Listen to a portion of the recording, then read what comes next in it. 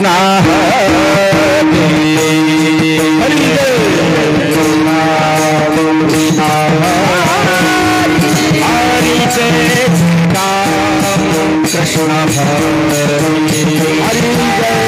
राम कृष्ण हरे हरि जय राम कृष्ण हरि जय राम कृष्ण हरि जय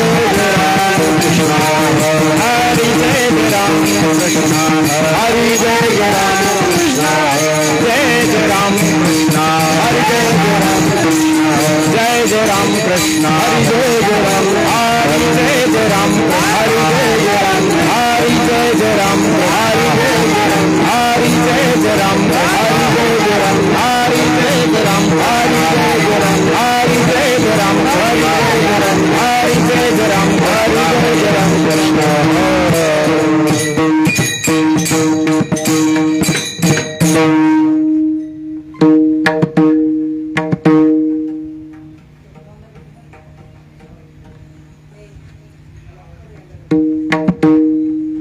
रूप पाहता लोचने सुख झाले हो साजने सुख झाले हो साजने सुख झाले हो साजने सुख झाले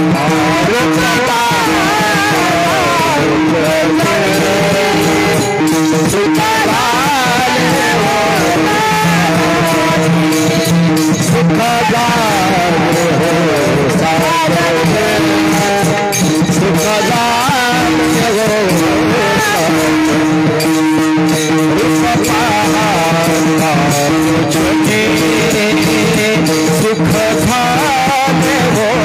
साजने सुख झाले हो साजने चले सुख झाले हो साजने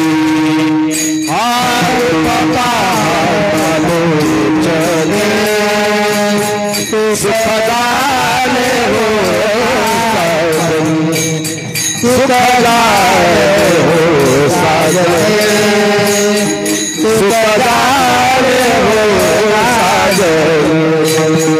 तुहा विठ्ठल परवा तुहा माधव परवा विठ्ठल परवा माधव परवा तुहा विठ्ठल परवा तुहा माधव परवा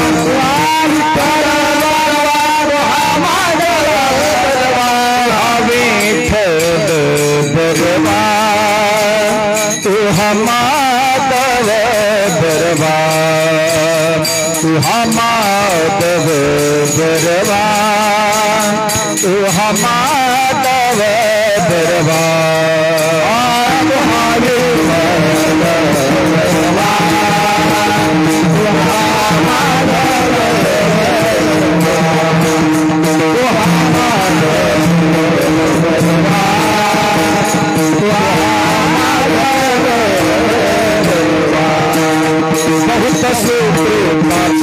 जोडे म्हणून विठ्ठले आवडे म्हणून विठ्ठले आवडे म्हणून विठ्ठले आवडे बहुत माधव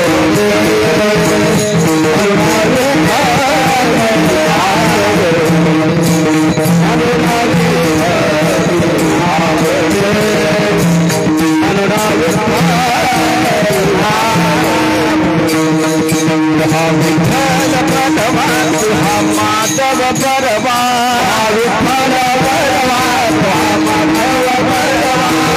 विठ्ठल परवा तुहा माधव परवा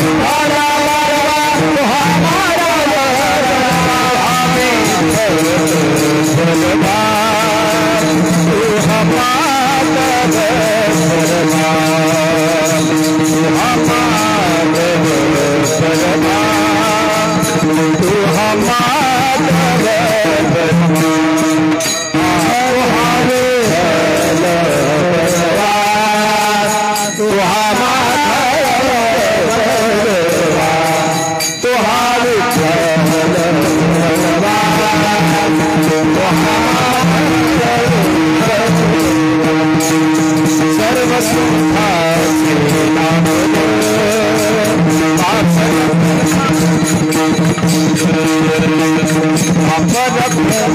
देवीवर देवीवर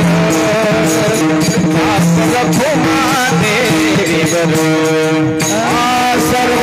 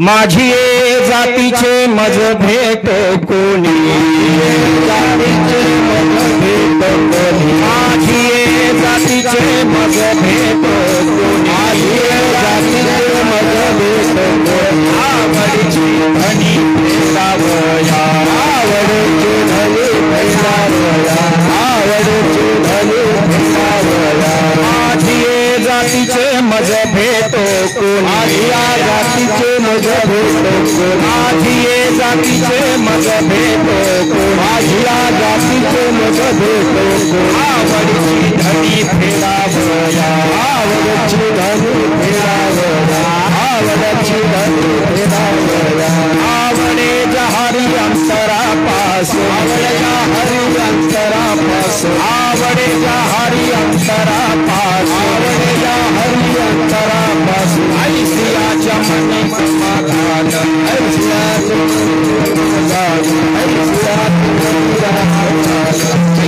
लागी जीव होता साविस कया लागी जीव होतो का साविस होतो का साविस पाहतील वास नयन हे पाहतील वाट नयन हे पाहतील वाट नयन हे सुफल हा जन्म होईल ते थोडी हा जन्म होईल ते सुफल हा जन्म होईल ते थोडी हा जन्म होईल ते थोडी तालिगण वैष्णवासी तालिगण वैष्णवासी तालिगण वैष्णवासी आवडे जा हरि अंतरा पास आवडे जा हरि अंतरा पास आवडे जा हरि अंतरा पास आवडे जा हरि अंतरा पास ऐसियाचे मनी अर्थ माझे ऐसियाचे मनी अर्थ माझे ऐसियाचे मनी अर्थ माझे तुका म्हणे तोची सुदिन सोहळा तोची सुदिन सोहळा म्हणे तोची सुदिन सोहळा तोची सुदिन सोहळा या गोपाळा धनीवर या गोपाळा धनीवर या गोपाळा धनीवर तुका म्हणे तोची सुदिन सोहळा तोची सुदिन सोहळा म्हणे तोची सुदिन सोहळा तोची सुदिन सोहळा या गोपाळा धनीवर या गोपाळा धनीवर या गोपाळा धनीवर आवडे जहारी अंतरा पास हरि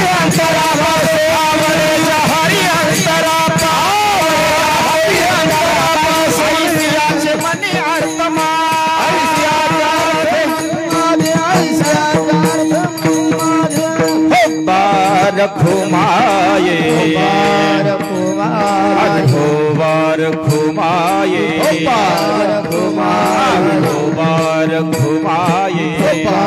खुमाये विठोबार खुमाये विठोबार खुमाये विठोबार खुमाये विठोबार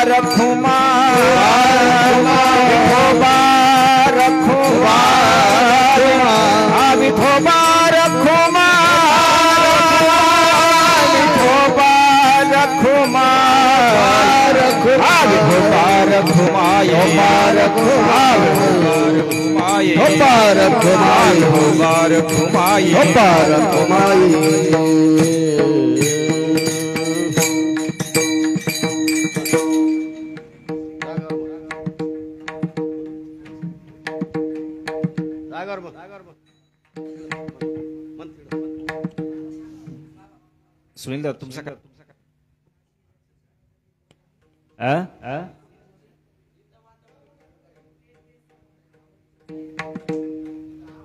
आता तुम्ही इकडे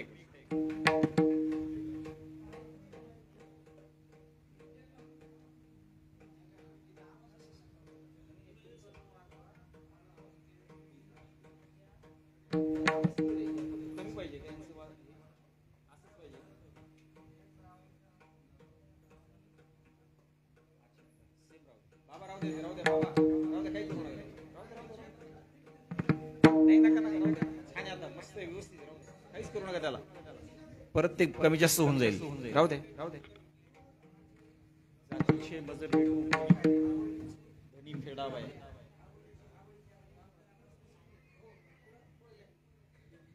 इथे बाबा इकडे त्यांना काढून द्या ना माहिती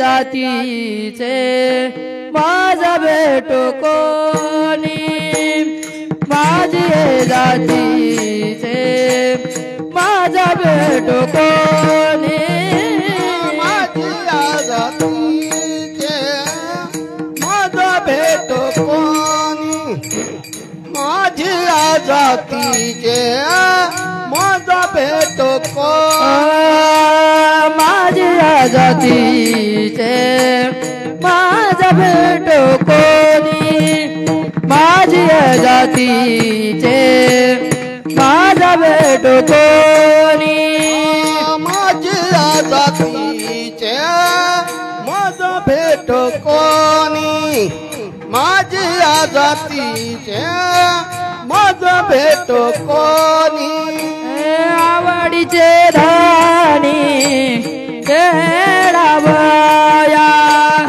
आवडीचे धानी खेळावया आवडी जारी अंतरा बाजूनी आवडी जादनी अंतरा बाजूनी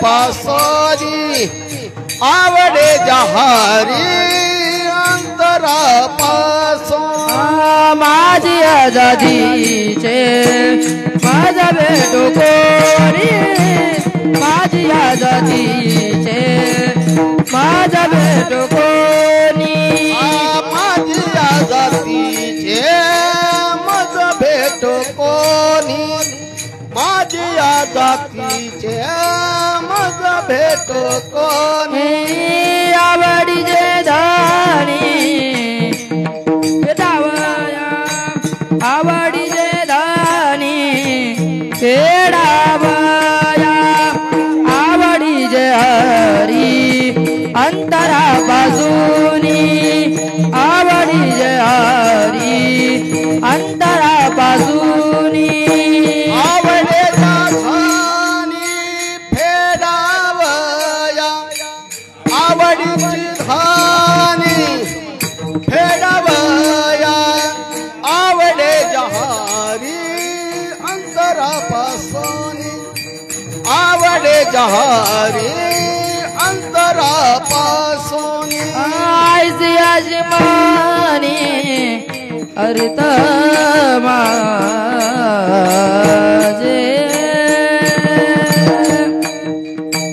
आ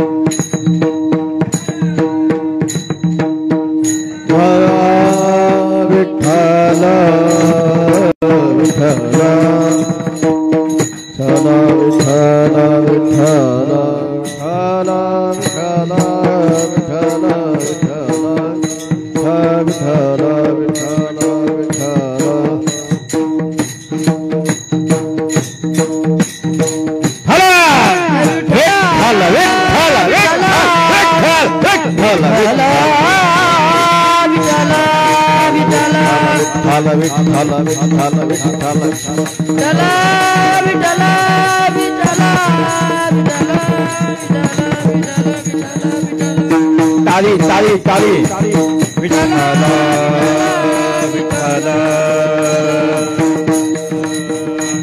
विठ्ठला विठ्ठला विठ्ठला विठ्ठला विठ्ठला विठ्ठला विठ्ठला विठ्ठला विठ्ठला विठ्ठला विठ्ठला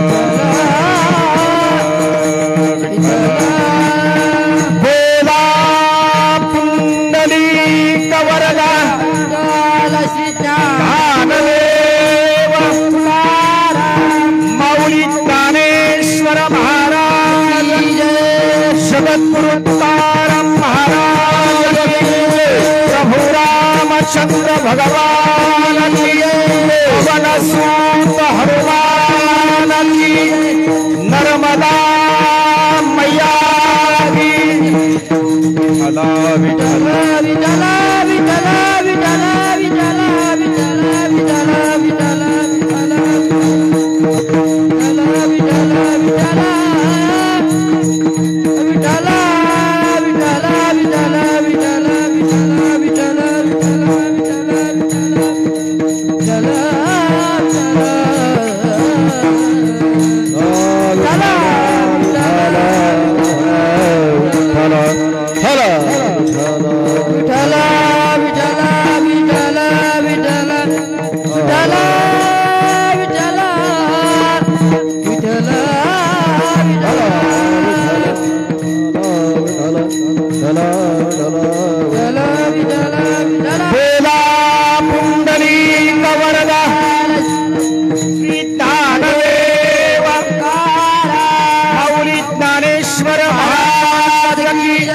जगद्गुरु तुकाराम महाराज की विठ्ठला विठ्ठला विठ्ठला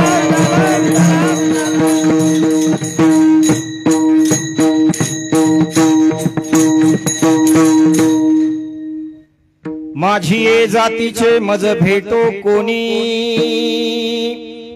आवडीची धनी फेडावया आवडे ज्या हरी अंतरा पासोनी ऐसियाचे मनी अर्थ माझे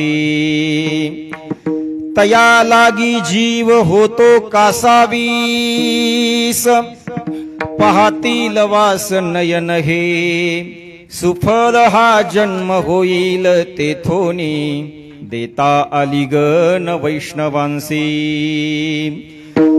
तुका म्हणे तोची सुदीन सोहरा गाऊया गोपाला धनीवरी आवडे ज्या हरी अंतरा पासोनी ऐसियाचे मनी अर्थ माझे विठ्ठला विठ्ठला विठ्ठला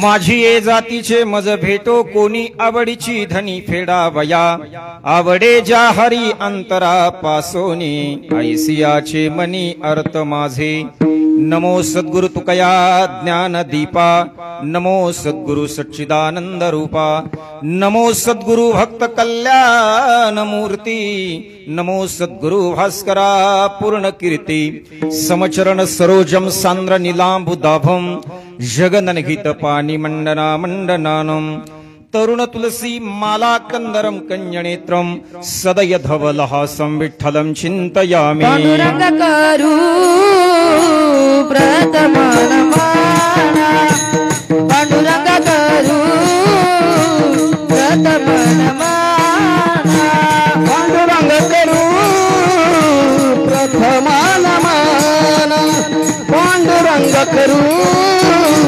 प्रथमानमाना पांडुरंग करू प्रथमनमाना पांडुरंग करू प्रथमनमाना पांडुरंग करू प्रथमानमाना पांडुरंग करू प्रथमानमाना तुझा रे चरणा संताची तुझा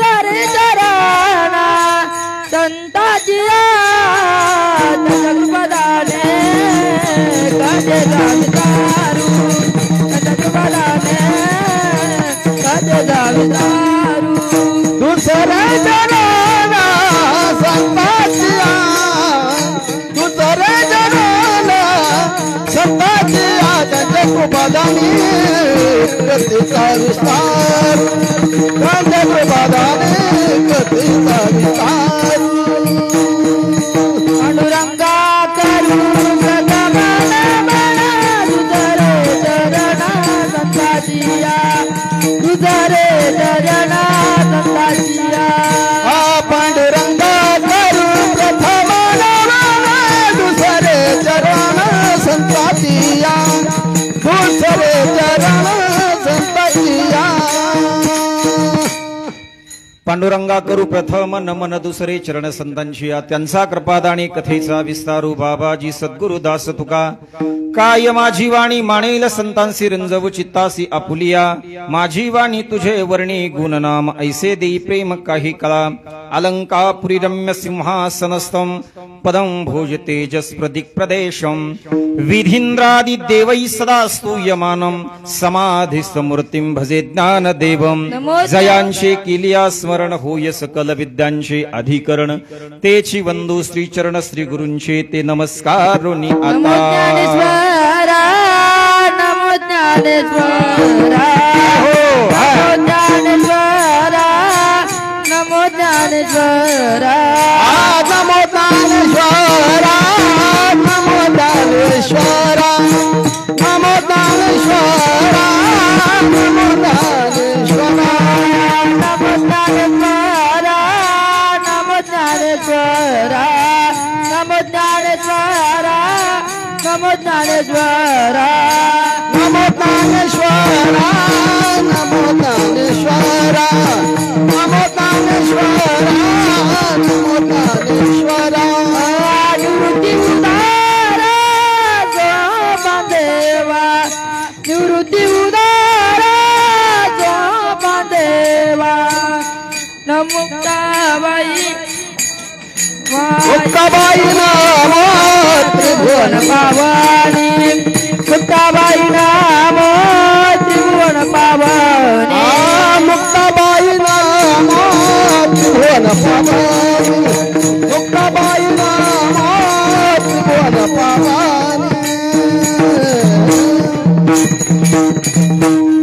ओम नमो ज्ञानेश्वरा करुणाकरा दयाला तुमचा अनुग्रह लाधलो पावन झालो चराचरी कर जोडितो कथेकादी आपण असावे जवरी सेवे लागी सेवक झालो तुमच्या लागलो नियचरणा असो न स्वभाव आलो तुझी आठाया कृपा दृष्टी पाहे मजकडे पंढरीराया तुका म्हणे तुझा जैसा तैसा दास न धरी उदास माय बापा तुका म्हणे आता उदार तू होई मज ठेवी पायी संतांचिया मस्तक हे पायावरी मस्तक हे पायावरी मस्तक हे पायावरी मस्तक हे पायावरी यावार करी संताच्या यावार करी संताच्या यावार करी संताच्या यावार करी संताच्या यावार करी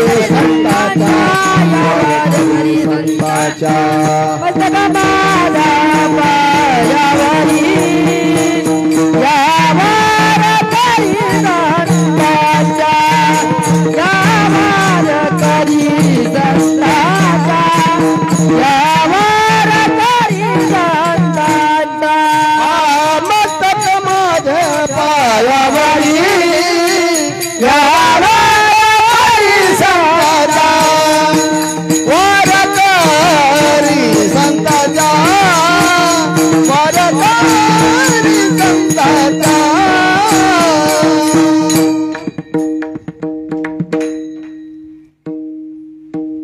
अनंत कृपा भूषित श्री सकल संत कंठभूषण अलौकिक कल्पना आविष्कार भास्कर विश्व संत कैवल्य चक्रवर्ती संत सम्राट ज्ञानियांचे राजे ज्ञानेश्वर महाराज व अखिल कोटी ब्रह्मांड नायक षडगुण ऐश्वर्य संपन्न वारकरी संप्रदायाचे कुल दैवत आराध्य दैवत श्री पांडुरंग परमात्म्याच्या व हिंदवी स्वराज्याचे संस्थापक छत्रपती शिवाजी महाराज आधी करून सर्व संतांच्या चरणारविंदी पहिल्यांदा नतमस्तक होतो आणि माझ्या धर्म कीर्तनाकडे प्रवृत्त होतो. विठाला विठाला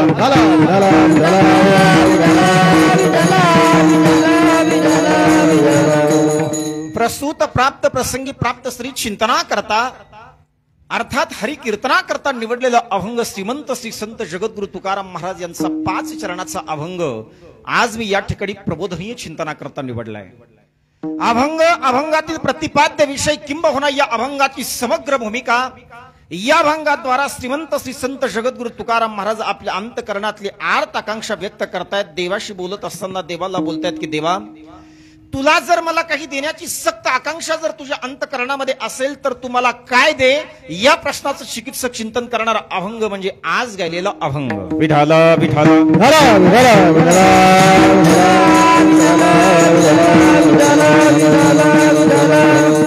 चिंतनाला प्रारंभ करण्यापूर्वी थोडंसं स्पष्टीकरण किंबहुना थोडासा अभिप्रेत्य परिहार द्यायचा तो असा.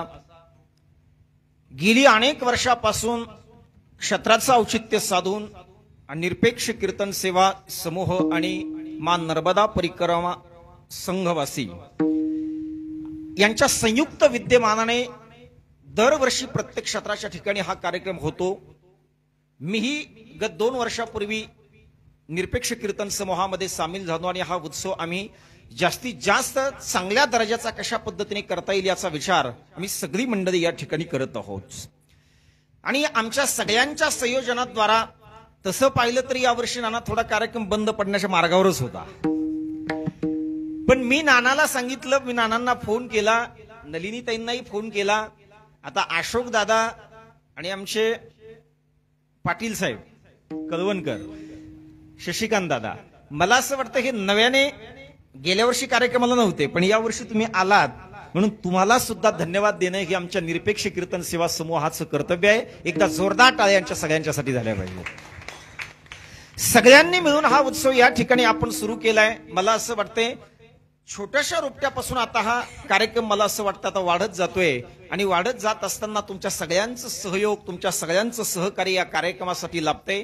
मला असं वाटतंय ज्यांनी ज्यांनी तन मन धनाने या कार्यक्रमाकरता सहकार्य केलं असेल त्यांना माझ्या व्यासपीठावर मी सगळ्यांना नमस्कार करतो, सगळ्यांना या ठिकाणी वंदन करतो. विठाला विठाला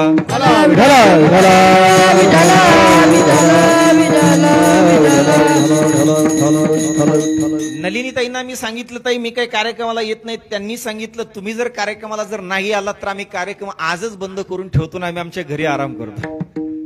पण असं काही नाही. पण तुम्ही सगळेच मिळून सगळे अन्नदाते आहेत. मला असं वाटतं वलखेड दिंडोरी, आपल्या दिंडोरी तालुक्यातलेच अन्नदाते यावर्षी जास्त आहेत म्हणून सगळ्या अन्नदात्यासाठी सुद्धा एकदा टाळ्या झाल्या पाहिजे बरं का.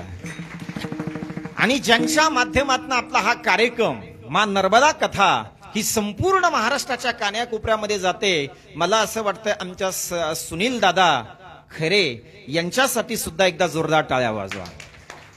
कारण सुनील दादा खरे हे इथे एकटे आहेत पण एकटे असून सुद्धा आमचे सुनील दादा हे 3 चॅनल या कार्यक्रमासाठी चालवत आहेत. मला असं वाटतं हे आमच्या सुनील दादांचं कौतुकच आहे. कारण त्यांच्या माध्यमातून हा कार्यक्रम संपूर्ण महाराष्ट्रामध्ये लाईव्ह जातोय, सगळं रेकॉर्डिंग होतंय. मला असं वाटतंय हे आपल्या सगळ्यांच्यासाठी आनंदाची गोष्ट आहे. पहिलं मी तुम्हाला सांगेल बघा, 3 चॅनलवरती ते कार्यक्रम पूर्ण लाईव्ह करतायत. त्यांचं पहिलं चॅनल आहे ते संत कृपा चॅनल युट्यूब चॅनल.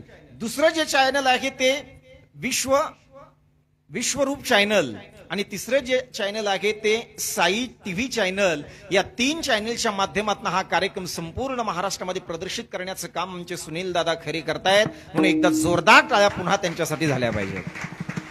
आणि त्यांना अर्थात आपल्या सगळ्या कार्यक्रमांना सहयोग करण्याचं काम आमची ही छोटे छोटे बाल कीर्तनकार, बाल गायक, ही सगळी मृदंगाचारी महाराज मंडळी करतात.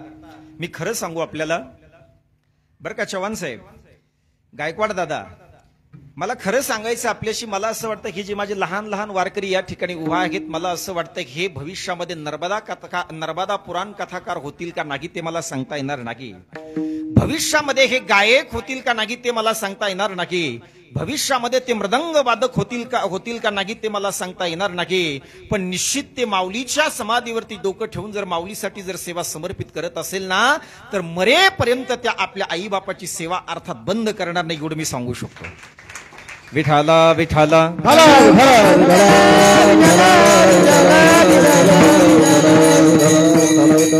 सगळ्यांना धन्यवाद देता देता हे आमचे दोन मृदंगाचार्य, एक तर आमचे जालन्यातले येत आणि एक हिंगोलीचे आहेत.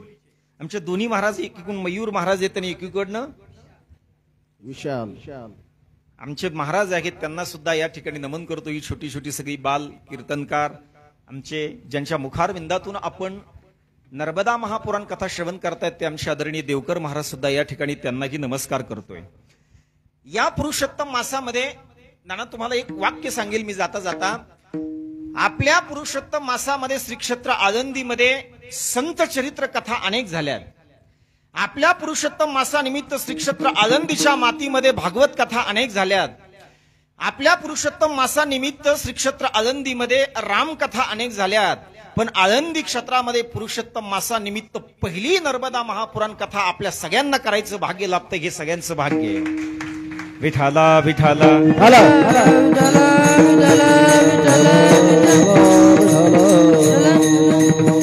नर्मदा महापुराण अर्थात या ठिकाणी का करायचे किंवा त्याच्याही पुढे जाऊन मी सांगेल नर्मदा परिक्रमा का करायची. महाराजांच्या मुखारविंदातून तर तुम्ही ऐकत आहातच, पण नर्मदा परिक्रमा का करायची आहे माझ्या अल्पशा बुद्धीप्रमाणे मी तुम्हाला सांगेल. मला असं वाटतं तुमच्या जीवनातला काम जावा, तुमच्या जीवनातला लोभ जावा, तुमच्या जीवनातला दंभ जावा, तुमच्या जीवनातला मद आणि मत्सर जावा, असं जर तुम्हाला वाटत असेल तर जीवनात एकदा तरी माणसाने परिक्रमा करावी. मला असं वाटतंय काम क्रोध लोभ बंदी खानी तू का म्हणे. मला असं वाटतंय काम क्रोधाला जिंकण्याची सामर्थ्य किंवा जिंकण्याची ताकद जर कोण देत असेल तर मला असं वाटतंय आपल्याला ही मान नर्मदा देते, नर्मदा परिक्रमा देते. हे आपल्याला विसरून चालता येणार नाही माझ्या दादांनो. विठाला विठाला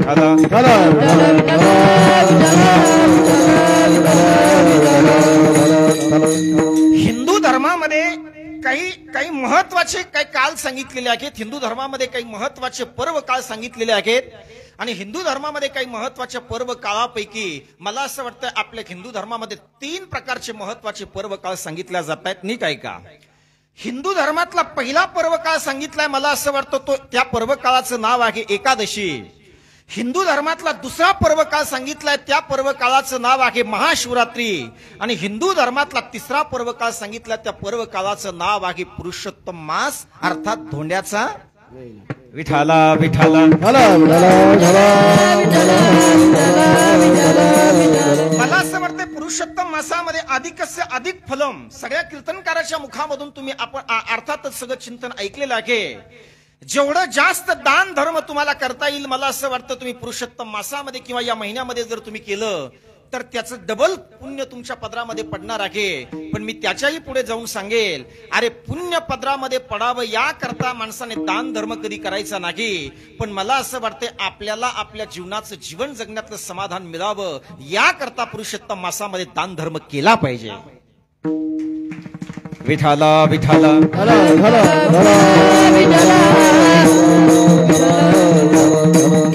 आणि आपण तर मला असं वाटतंय माऊलीच्या समाधी प्रांगणामध्ये आहोत, माझ्या पवित्र इंद्रायणी मातीच्या कुशीमध्ये आहोत. मला असं वाटतंय पवित्र इंद्रायणीच्या तीरावर तटावरती आणि माझ्या दानोबारांच्या समाधी प्रांगणामध्ये आपण या पुरुषोत्तम मासानिमित्त 2 गोष्टी करत आहोत. पहिली गोष्ट आपण या मातीमध्ये अन्नदान करण्याचं काम मला असं वाटतंय आपण सगळे करत आहात. आणि दुसरी गोष्ट आपण या ठिकाणी मला असं वाटतंय नर्मदा पुराण करत आहोत. मला असं वाटतंय तुमच्या आणि माझ्या जीवनातला सगळ्यात भाग्याचा क्षण हाच असेल ना दादा. विठाला विठाला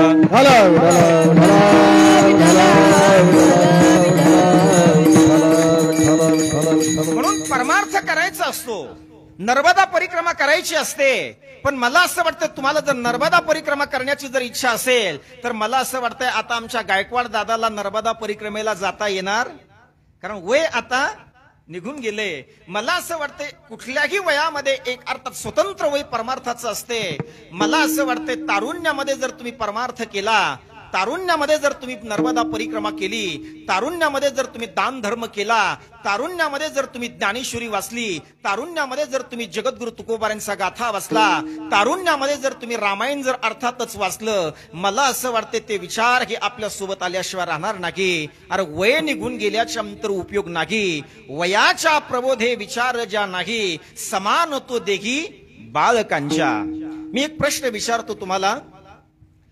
एक 10 वर्षाचा मुलगा आहे, तो 10 वर्षाचा मुलगा ज्ञानोबारांच्या मंदिरामध्ये जातोय आणि 10 वर्षाचा मुलगा ज्ञानोबारांच्या मंदिरामध्ये गेल्याच्यानंतर तो त्या ठिकाणी मला असं वाटतं ज्ञानेश्वरीचं पारायण करतो, तो मोठा का एखादा 70 वर्षाचा मुलगा माऊलीच्या मंदिरामध्ये जाऊन पत्ते खेळत असेल तो मोठा? बोला जरा. माझं बोलणं लक्षात आलं का? कदा कल्पना करा, आळंदीचा विषय सोडा, आपण आपल्या गावामध्ये आहोत. आपल्या गावामध्ये अखंड हरिनाम सप्ताह चालू आहे आणि आपल्या गावामध्ये जर अखंड हरिनाम सप्ताह जर चालू असेल तर त्या अखंड हरिनाम सप्ताहामध्ये एखादा 10 वर्षाचा मुलगा जर ज्ञानेश्वरी पारायण करत असेल तो मुलगा मोठा का त्याच मंडपामध्ये जाऊन ज्ञानेश्वरी पारायण संपल्याच्या नंतर पत्ते खेळत असेल तो मुलगा मोठा? अरे मला असं वाटतंय 70 वर्षाचं वय आपलं संपले, पण 70 वर्षाच्या वयामध्ये आपण आपल्या जीवनामध्ये काय करावं हे ज्या व्यक्तीला समजलं ना की त्या व्यक्तीपेक्षा मला असं वाटतंय माझा ज्ञानेश्वरी वाचणारा मुलगा कधीही मोठा आहे. विठाला विठाला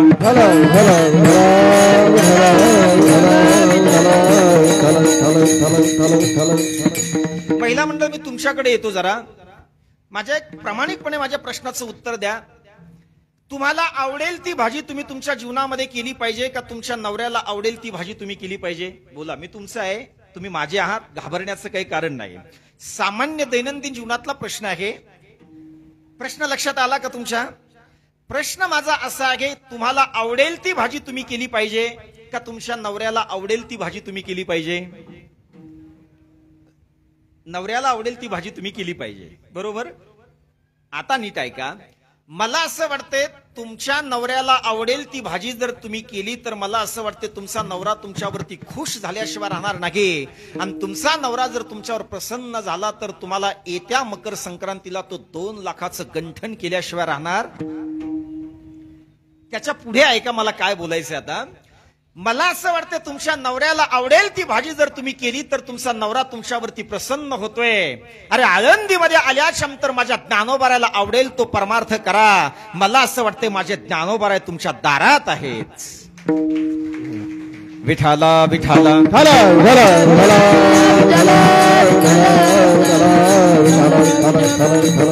आणि जगद्गुरु तुकाराम महाराज वेगळा संदेश काही देत नाहीत. माझ्या जगद्गुरु तुकाराम महाराज या अभंगाच्या माध्यमातून बोलत असताना असं बोलतायत, जो देहामध्ये रक्ताचा शेवटचा थेंब असेपर्यंत धर्माची सेवा करतो तो माझ्या जातीचा आहे. जो देहामध्ये रक्ताचा शेवटचा थेंब असेपर्यंत ज्ञानेश्वरीचं पारायण करतो तो माझ्या जातीचा आहे.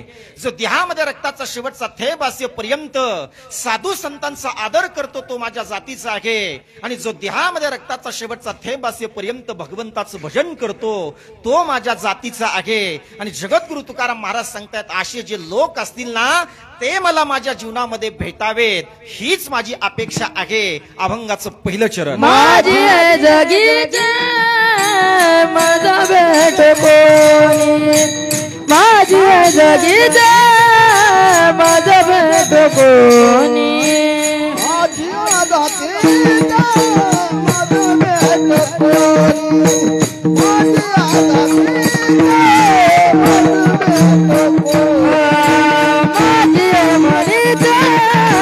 माझा भेट कोणी, माझी जगीचे माझा भेट कोणी, माझ्या जातीचे माझा भेट कोणी, माझ्या जातीचे माझा भेट कोणी,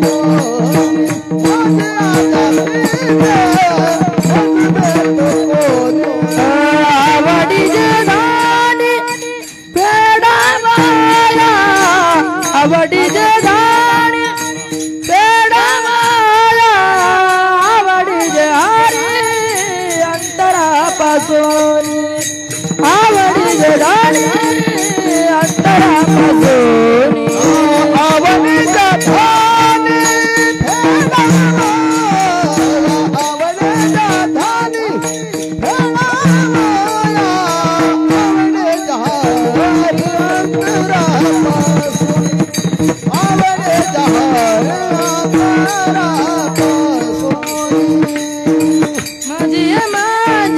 माझी जागीचे माझं भेट कोणी, माझी जागीचे माझं भेट कोणी,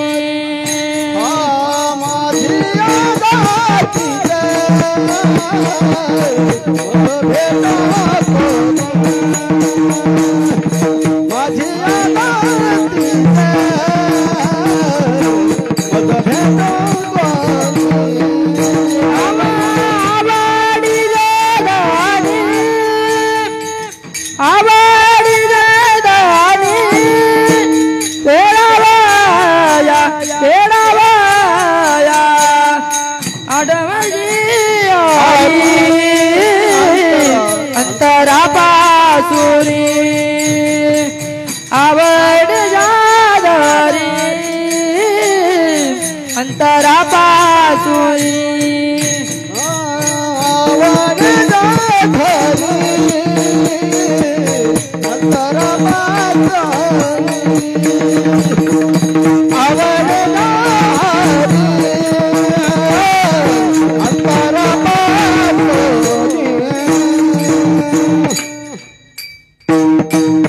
जो ज्ञानेश्वरी वाचतो तो महाराजांच्या जातीचा आहे, तो महाराजांच्या विचाराचा आहे. जो भगवंताचं भजन करतोय सततम कीर्तयंतो माम यतंतश्च दृढव्रताः नमस्संतस्य माम भक्त्या नित्ययुक्ता उपासते. मला असं वाटतं जो भजन करत असेल तो माझ्या महाराजांच्या जातीचा आहे, तो माझ्या महाराजांच्या विचाराचा आहे. सज्जनांनो, ज्ञानेश्वरी वाचली तर मला असं वाटतं जगद्गुरु तुकाराम महाराज तुमच्यावर प्रसन्न झाल्याशिवाय राहणार नाही. कारण एक संत दुसऱ्या संतावरती प्रेम करतायत. आजही तुम्ही ज्या वेळेला आळंदीमध्ये अर्थात माऊलींच्या समाधीचं दर्शन घेण्याकरता जातात ना, बघा आळंदीच्या माझ्या ज्ञानोबारांच्या समाधीभोवती तुम्हाला सगळे पारायण करणारी मंडळी तुम्हाला भेटतील. सगळे तिथे समोर ज्ञानेश्वरी घेऊन वाचताना तुम्हाला दिसतील. एक गोष्ट लक्षात ठेवा, आजही मी आणि आमचे देवकर महाराज ज्या वेळेला आम्ही आळंदीमध्ये ज्या वेळेला इथे आलो होतो ना, त्यावेळेला आमच्या सोबत अशी काही मुलं होते की त्यांना लिहिताही येत नव्हतं, त्यांना वाचताही येत नव्हतं. पण ते रोज उठायचे, माझ्या ज्ञानोबारांच्या समाधी प्रांगणामध्ये अर्थात मंदिरामध्ये जायचे. मंदिरामध्ये जाऊन ते ज्ञानेश्वरी समोर ठेवायचे आणि ज्ञानेश्वरी समोर ठेवून ते त्यांना वाचता येत नव्हती, फक्त ते ज्ञानेश्वरी समोर ठेवायचे आणि ज्ञानेश्वरीच्या एका एका ववीवरून बोट फिरवायचे. काही लोक, काही महिला मला विचारतील, महाराज आम्हाला सुद्धा ज्ञानेश्वरी वाचता येत नाही, आम्ही काय केलं पाहिजे? ऐका, पुरुषोत्तम मासा निमित्त तुम्हाला आळंदीमध्ये बोलतोय, तुम्हाला ज्ञानेश्वरी वाचता येत नाही, नका वाचता येऊ द्या. तुम्ही फक्त माझ्या ज्ञानोबारांच्या सानिध्यामध्ये जा, ज्ञानेश्वरी समोर ठेवा आणि ज्ञानेश्वरीच्या ओवीवरून फक्त तुम्ही बोट फिरवा. ज्ञानेश्वरीच्या ओवीवरून तुम्ही बोट फिरवा. अरे माझ्या ज्ञानोबारांनी का एकदा तुमचं बोट पकडलं ना, मरेपर्यंत माझ्या ज्ञानोबारा तुमचं बोट कधी सोडणार नाही. विठाला विठाला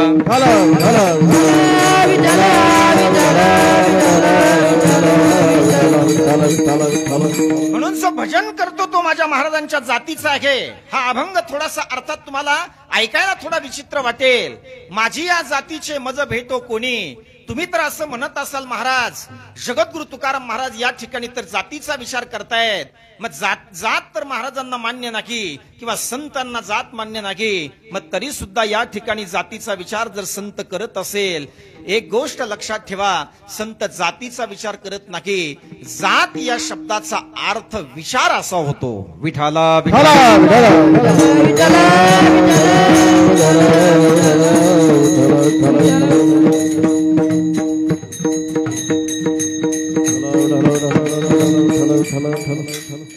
तर त्यांना मला काही बोलता येणार नाही, कारण त्यांच्यावर मी अतिक्रमण केलंय आज. कारण खरे कीर्तनकार आमचे पाटील महाराज आहेत. निरपेक्ष कीर्तन सेवाची गेली अनेक वर्ष ते सेवा करतायत, पण मी पाठीमागून येऊन सुद्धा मी आज त्यांच्यावर अतिक्रमण केले. महाराज माफी मागतो मी. विठाला विठाला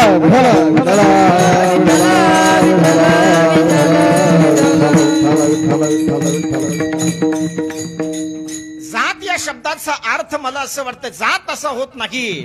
अरे याता याती धर्म नाही विष्णुदासा, न पाहे याती कुळांचा विचार, असं जर संत बोलत असेल आणि या ठिकाणी जगद्गुरु तुकोबाराय जर जात हा शब्द जर वापरत असेल, तर मला असं वाटतं जात या शब्दाचा अर्थ जात नसून जगद्गुरु तुकाराम महाराज सांगतात, माझ्या विचाराचे लोक मला माझ्या जीवनामध्ये भेटली पाहिजेत आणि माझ्या विचाराचे लोक जर मला भेटले ना, तर माझ्या जीवनातला आनंद हा द्विगुणित झाल्याशिवाय राहणार नाही.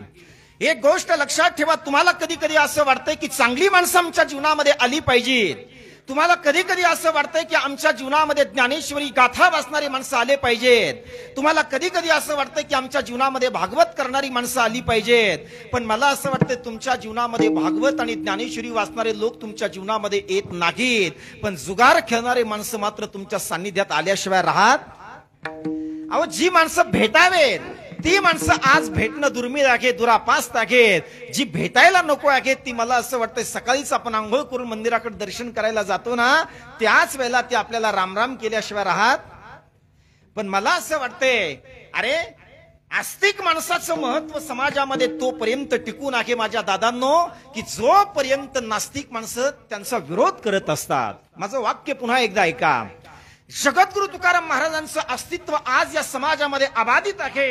याचं कारण जगद्गुरु तुकोबारांच्या जीवनामध्ये जर मला असं वाटतं रामेश्वर शास्त्री जर भेटले नसते, तर मला असं वाटतंय जगद्गुरु तुकोबारांच्या जीवनामध्ये जर मंबाजी बुवा जर भेटले नसते, तर मला असं वाटतंय, बरोबर ना, भेटले नसते तर मला असं वाटतंय त्यांचं महत्व समाजापर्यंत गेलं नसतं.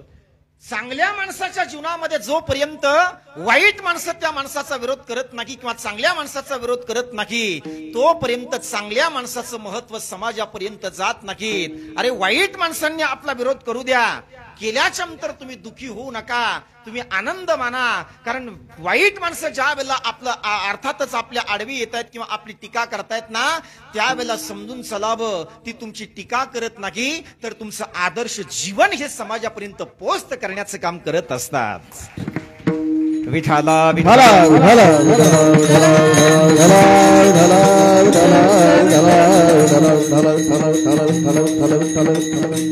काय झालं बरं का शुभम महाराज, कुठे गेले शुभम महाराज? शुभम महाराज, विषय असा झाला की आपल्या आळंदीमध्ये एक लोहार समाजाचा मित्र होता माझा. 2003 ची गोष्ट आहे. आणि लोहार समाजाचा मित्र होता. त्या लोहार समाजाच्या मित्राने मला एक पत्रिका दिली आणि पत्रिका दिल्याच्या नंतर मला त्याने सांगितलं की गणेश महाराज, माझ्या दुकानाचं उद्घाटन आहे आणि माझ्या दुकानाचं जर उद्घाटन असेल तर मला तुमच्या हाताने माझ्या दुकानाचं उद्घाटन करायचंय. आता लोहार समाजातला तो माझा मित्र आहे. आता लोहाराच्या दुकानामध्ये काय असणार आहे जरा विचार करा ना तुम्ही.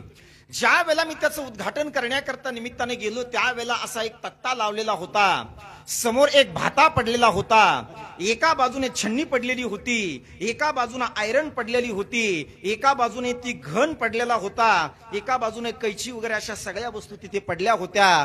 त्याची अर्थात तो आणि त्याची मिसेस दोघेही समोर असं एक ताट घेऊन माझ्या समोर आले आणि ते ताट हळदी कुंकवाचं ताट होतं, अक्षदा होत्या, त्याच्यात फुलं होते. त्यांनी ज्या वेळेला ते ताट माझ्या हातामध्ये दिले ना, ताट हातामध्ये दिल्याच्या नंतर त्यांनी मला सांगितलं की गणेश महाराज, आज आम्हाला आनंद होतोय की तुम्ही या लोहार समाजातल्या एका गरीब माणसाच्या दुकानाचं उद्घाटन करण्याकरता तुम्ही आलात. आमच्या जीवनातला तो आनंद आहे. मी काय केलंय, ते ताट माझ्या हातामध्ये घेतलंय आणि ताट माझ्या हातामध्ये घेऊन मी त्या वस्तूची पूजा करण्याकरता समोर गेलो. पूजा करण्याकरता समोर गेल्याच्या नंतर मी काय केलंय, माझ्या हातामध्ये जे पात्र होतं ना, त्या पात्रातलं मी अर्थातच हळदी कुंकू घेतलं आणि हळदी कुंकू घेऊन मी अगोदर काय केलंय, अगोदर मी त्या घनाला लावायला गेलो. घन माहितीये ना तुम्हाला? अगोदर मी त्या घनाला लावण्याकरता गेलो आणि घनाला लावण्याकरता ज्या वेळेला माझा हात पुढे जातो त्यावेळेला तो माझ्या लोहार समाजाचा मित्र माझा हात असा पकडतो आणि हात पकडून तो सांगतो, महाराज, अगोदर तुम्हाला घनाची पूजा करता येणार नाही तर अगोदर तुम्हाला आयरनीची पूजा करावी लागेल. अरे मी त्याला विचारलं, अरे दादा, घन ही तुझाच आहे, हातोडी सुद्धा तुझीच आहे, ही आयरन सुद्धा तुझीच आहे, या सगळ्या वस्तू तुझ्याच आहेत, त्या तुझ्याच दुकानातल्या आहेत, मग अगोदर तू मला घनाची पूजा का करू देत नाहीस? त्यावेळेला त्याने दिलेलं उत्तर माझ्या कीर्तनातून घेऊन जा. त्याने सांगितलं, गणेश महाराज, भारत देश अर्थात आपण ज्या भारत देशामध्ये जन्माला आलो, ज्या आळंदीच्या मातीमध्ये आपण जीवन जगत आहोत, त्याच आळंदीच्या मातीमध्ये मला आपल्याला असं सांगायचंय की माझा भारत देश हा घाव मारणाऱ्याची पूजा करणारा देश नाही, तर माझा भारत देश हा घाव सहन करणाऱ्याची पूजा करणारा देश आहे. विठाला विठाला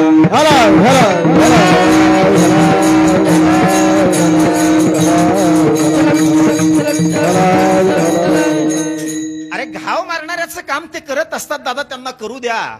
पण मला असं वाटतं तुम्ही जर परमार्थिक मार्गाकडे जर वळाला असाल, तुम्ही जर रोज हरिपाठ आणि कीर्तन जर करत असाल, तर काही लोक तुमचा विरोध केल्याशिवाय राहणार नाहीत. काय म्हणतायत, करून करून भागला आणि आता देव पूजेला त्यांना बोलू द्या.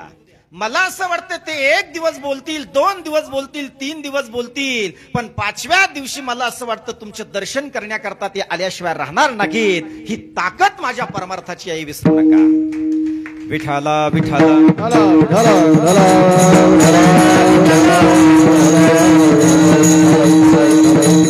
अरे काहीच नाही आपल्यावर, काय दुःख आहे आपल्यावरती? काही दुःख नाही. अरे ज्या आळंदीमध्ये आपण आहोत, ज्या ज्ञानोबारांच्या सानिध्यामध्ये तुम्ही पारायण करत आहात ना, त्या ज्ञानोबारांचा इतिहास तुम्ही अनुभवा. त्या ज्ञानोबारांचा मला असं वाटतं जीवनपट तुम्ही पहा. माझ्या ज्ञानोबाराला आळंदीतल्या लोकांनी मधुकरी दिली नाही, आणि एखाद्या गरीबाने जर मधुकरी माझ्या ज्ञानोबारांच्या झोलीमध्ये जरी टाकली असेल ना, तर काही अर्थात नास्तिक लोक माझ्या ज्ञानोबारांची झोली घेऊन ती मातीवरती ते पीठ टाकायचे आणि आणखी ते भरून घेऊ नये म्हणून ते पायाने तुडवायचे, माती मोल ते अर्थात ते पीठ करून टाकायचे. एवढा त्रास तर आपल्या जीवनामध्ये नाही. पण एक गोष्ट लक्षात ठेवा, ज्या आळंदीतल्या लोकांनी माझ्या ज्ञानोबाराला मधुकरी मागू दिली नाही, त्याच आळंदीमध्ये आज माझ्या ज्ञानोबारांच्या नावावरती हजारो साधक माझे मधुकरी मागतायत आणि आनंदाने या पंचक्रोशीतील लोक माझ्या या साधकाला मधुकरी देतायत. हा पराक्रम जर कुणाचा असेल तर तो माझ्या ज्ञानोबाराने घाव सहन केल्याचा पराक्रम आहे, हे विसरू नका. विठाला विठाला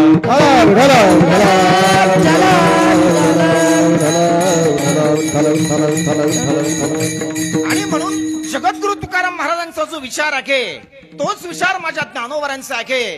म्हणून याच वाक्याला अनुसरून मी एक वाक्य महत्वाचं आपल्याला जाता जाता सांगेल. बघा, तुम्हाला तुमच्या जीवनामध्ये एखाद्या वेळेला पैशाने श्रीमंत तुम्ही नाही झाला तरी चालेल. वाक्य पुन्हा एकदा ऐका.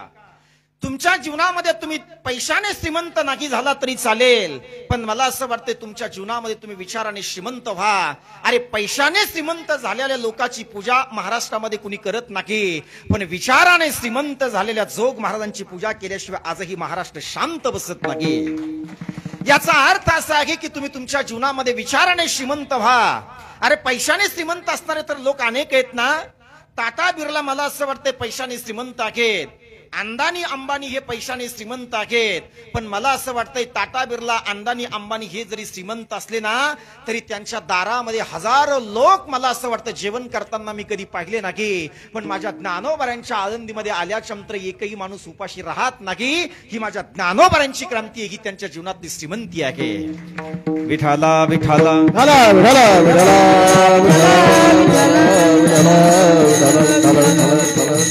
आणि म्हणून तर माझे जगद्गुरु तुकाराम महाराज बोलतायत की ज्याला हरी अंतकरणापासून आवडतोय, ज्याला देव अंतकरणापासून आवडतोय, ज्याला संत अंतकरणापासून आवडतात ना, तेच लोक मला माझ्या जीवनामध्ये भेटावी ही माझी स्वतंत्र इच्छा आहे. अभंगाचं दुसरं आवडे जहारी अंतरापासून, आवडे जहारी अंतरापासून, आवडे जहारी अंतरापासून, आवडे जहारी अंतरापासून, आवडे जारी अंतरापासून, आवडे जारी अंतरापासून, आवडे जारी अंतरापासून, आवडे जारी अंतरापासून, आवडे जहारी अंतरापासून, आवडे जहारी अंतरापासून, आवडे जहारी अंतरापासून, आवडे जहारी अंतरापासून, आवडे जारी अंतरापासून, आवडे जारी अंतरापासून, आवडे जारी अंतरापासून, आवडे अंतरापासून. असे अर्थ माझ्या मनी, असे अर्थ माझ्या आवडे जहारी अंतरापासून आवडे जहारी अंतरापासून आवडे जहारी अंतरापासून आवडे जहारी अंतरापासून आवडे जहारी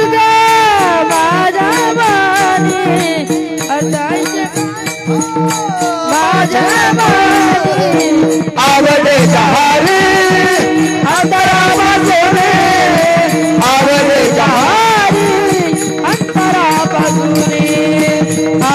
जहारी अंतरापासून आवडे जहारी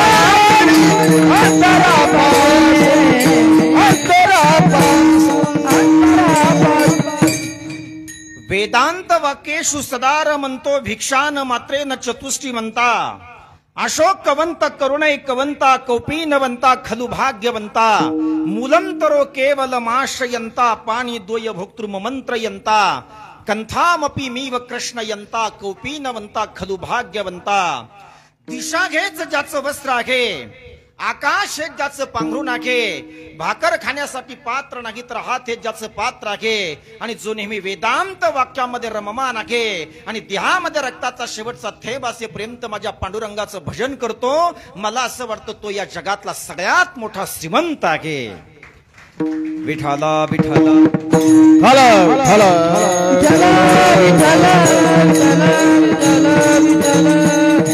अरे माझ्या दादानो जरा विचार करा श्रीमंत ती माणसं असतात की तुम्ही विचाराने तर समृद्ध झाला पाहिजेत पण मला असं वाटतं तुम्ही तुमच्या भजनाने सुद्धा समृद्ध झाला पाहिजेत मला असं वाटतं या सगळ्या गोष्टी ज्या वेळेला तुम्ही समृद्ध व्हाल ना निस्तो वशी शतम शती दश लक्षम सहस्राधिपो लक्षे क्षाम क्षितिपालताम क्षितिपती चक्रे शताम वांछती चक्रे श्याम सूरपालताम सुरपती ब्रह्मांसुर वांछती ब्रह्मा शैव पदम शिव हरि पदम आशामधिपो गताः जोपर्यंत तुमच्या जीवनातली आशा संपणार नाही आणि जोपर्यंत तुम्ही तुमच्या जीवनामध्ये मा नर्मदा परिक्रमाची वाट पकडणार नाही तोपर्यंत मला असं वाटते तुमचं जीवन सुखी कधी होणार नाही हे विसरू नका विठाला विठाला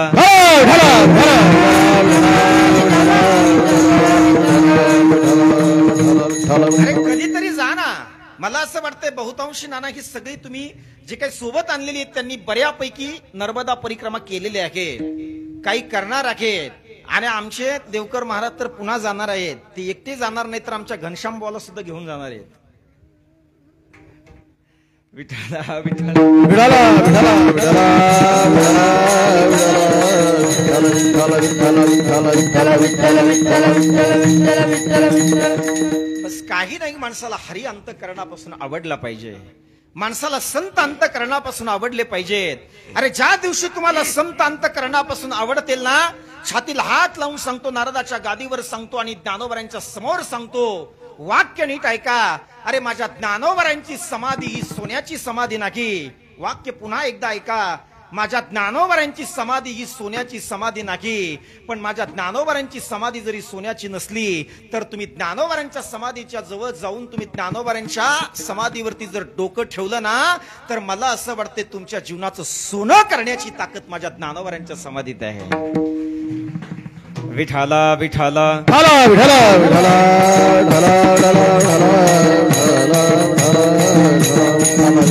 सोनं होईल ना पण सोनं होण्याकरता अगोदर अंतःकरणामध्ये आवड सुद्धा उत्पन्न झाली पाहिजे नाहीतर आपल्याला नुसतं सोनं आवडतं सोनं होण्याची इच्छा नाही आपली मी असं विचारतोय महिला मंडळ प्रश्न नीट ऐका आणि त्या प्रश्नाचं उत्तर नीट द्या एका बाजूला 1 किलो सोन्याची वाटी मी ठेवली नीट ऐका महिला मंडळ काही झोपले असतील ते जाग करा वाटे ठेवले पटकन वाटी ठेवली मी फक्त एका बाजूला 1 किलो सोन्याची वाटी आहे आणि एका बाजूला 1 किलो लोखंडाची वाटी आहे ताई नीट ऐकायचं एका बाजूला सोन्याची वाटी आहे तर एका बाजूला 1 किलो लोखंडाची वाटी आहे कीर्तन संपल्याच्या नंतर काला झाल्याच्या नंतर मी तुम्हाला सांगितलं की ही दिंडोरीला तुम्हाला या 2 वाट्यापैकी 1 वाटी घेऊन जायची तर या 2 वाट्यापैकी तुम्ही घरी जात असताना कोणती वाटी तुमच्या सोबत तुम्ही घेऊन जाल सोन्याची तुम्ही माझ्यापेक्षा हुशार आहेत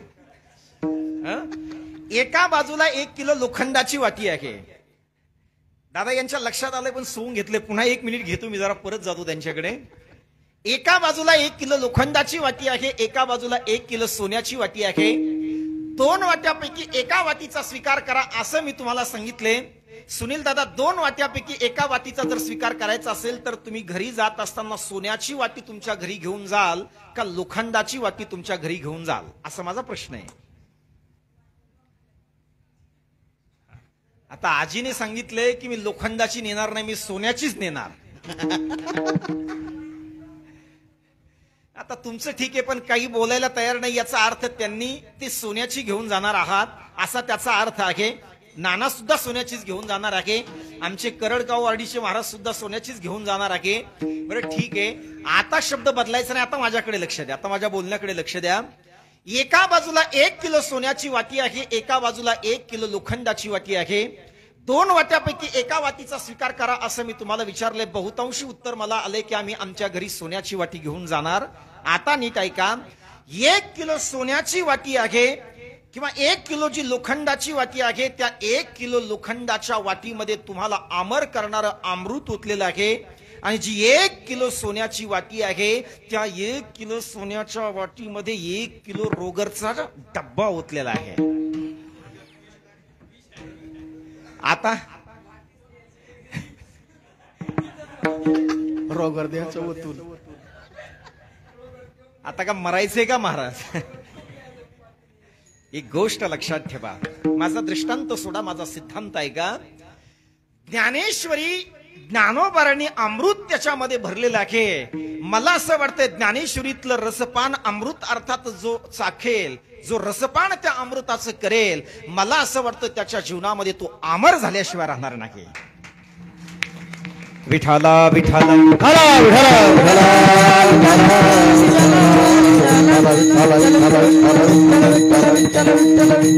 माझा उद्देश फक्त एक आहे की माणसाच्या अंतःकरणामध्ये चांगली आवड असावी लागते, देवाची आवड असावी लागते. मला असं वाटतं ज्याला देव आवडला ना त्याला विश्वातल्या सगळ्या गोष्टी गौण आहेत, त्याला देवातली कुठलीच गोष्ट आवडत नाही. एक प्रसंग मला आठवतो, मी जाता जाता सांगेल आपल्याला, तुम्ही सगळ्यांनी ऐकलेलं आहे पण मी सांगेल आपल्याला. मला असं वाटतं देवाला आवडणारी साधना जर तुम्ही केली, माझ्या पांडुरंगाला आवडणारी साधना जर तुम्ही केली, माझ्या पांडुरंगाला आवडणारी भक्ती जर तुम्ही केली, माझ्या पांडुरंगाला आवडणारा परमार्थ जर तुम्ही केला ना, नारदाच्या गादीवरून सांगतो, पांडुरंगाला आवडणारा परमार्थ जर केला तर तुम्हाला पांडुरंगाच्या मंदिरात जाण्याची गरज नाही. एक दिवशी पांडुरंग परमात्मा तुमच्या दारात आल्याशिवाय राहणार नाही. विठाला विठाला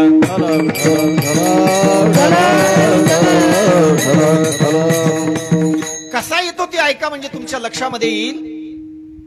पैठणला वाळवंटामध्ये कीर्तन चालायचं, श्री संत भानुदास महाराजांचं कीर्तन चालायचं. आणि श्री संत भानुदास महाराजांचं कीर्तन चालायचं. हजारो लोक माझ्या भानुदास महाराजांच्या कीर्तनामध्ये येऊन बसायचे. आणि हजारो लोक ज्या वेळेला भानुदास महाराजांच्या कीर्तनामध्ये येऊन बसायचे ना, त्यावेळेला त्यांच्याच कीर्तनामध्ये एक महात्मा येऊन बसायचा. त्या महात्म्याचं नाव आहे कूर्मदास. अरे त्या कूर्मदासाला हात नाहीत, त्या कूर्मदासाला पाय नाहीत, त्या कूर्मदासाला अर्थात त्या ठिकाणी अर्थात त्याला हात पाय नाही, काही नाही. पण त्या कूर्मदासाला हात आणि पाय नसताना सुद्धा तो भजन ऐकण्याची इच्छा करतोय, तो कीर्तन ऐकण्याची इच्छा करतोय, तो भानुदास महाराजांच्या कीर्तनामध्ये जाण्याची इच्छा करतो. त्यावेळेला तो रोज उठायचा आणि रोज उठून आपल्या आईला बोलायचा, आई मला भानुदास महाराजांच्या कीर्तनामध्ये जायचंय ग, मला हात नाही, मला पाय नाही, मला चालता येत नाही. आई माझी इच्छा आहे, आज माझ्या भानुदास महाराजांचं कीर्तन आहे आणि सप्ताह चालू आहे आणि आज त्या सप्ताहाची सांगता आहे. आणि सप्ताहाची सांगता जर असेल तर भानुदास महाराजांचं काल्याचं कीर्तन आहे. आणि भानुदास महाराजांचं काल्याचं कीर्तन जर असेल ना, आई मला कीर्तनामध्ये नेऊन सोड नाही. आई मला हात नाही ग, आई मला पाय नाही, मला चालता येत नाही ग, आई मला कीर्तन ऐकायची इच्छा आहे ग, आई मला सोड ना तू नेऊन. त्यावेळेला त्या ठिकाणी ती आई रागवली. आणि रागवत असताना ती आई बोलते, अरे भानुदासा, अरे दादा किती मोठा झालाय तू, इतका मोठा झालाय, मला तुझं ओझं आता सहन होत नाही, तुला खांद्यावरती घ्यावं लागते, रोज तुला कीर्तनामध्ये नेऊन सोडावं लागते. जा, आता तुझं ओझं जास्त झालंय, आज मी तुला कीर्तनामध्ये नेऊन सोडणार नाही, आज मी तुला कीर्तनामध्ये नेऊन सोडणार नाही. असं ज्या वेळेला भानुदासाला बोलल्या जाते ना, त्यावेळेला माझ्या भानुदासाच्या अर्थातच माझ्या कूर्मदासाला बोलल्या जाते ना, त्यावेळेला त्या ठिकाणी कूर्मदासाच्या डोळ्यामध्ये पाणी येते. अरे कीर्तनासाठी जर तुमच्या डोळ्यामध्ये पाणी येत असेल तर माझे पांडुरंग परमात्मा का झोपले काय? मला असं वाटतंय तुम्हाला हात आहेत, तुम्हाला पाय आहेत, हात आणि पाय असून सुद्धा आपले हात पाय मला असं वाटतं कीर्तनाकडे वळत नाही. अरे हात आणि पाय डोळे दिलेत, सगळे भगवंताने नरदेह सुंदर शरीर तुम्हाला दिले, पण सगळं दिलेलं असताना सुद्धा तुम्ही कीर्तनाकडे वळत नाहीत. मला असं वाटते ज्याला हात आहेत, ज्याला पाय आहेत, ज्याला डोळे आहेत, ज्याला मुख आहे, ज्याला सगळे अवयव भगवंताने दिलेत, सगळं देऊनही जो कीर्तनामध्ये येण्याची इच्छा करत नाही, मला असं वाटतं त्याच्यापेक्षा माझा कूर्मदास 1000 पटीने भाग्यवान आहे. विठाला विठाला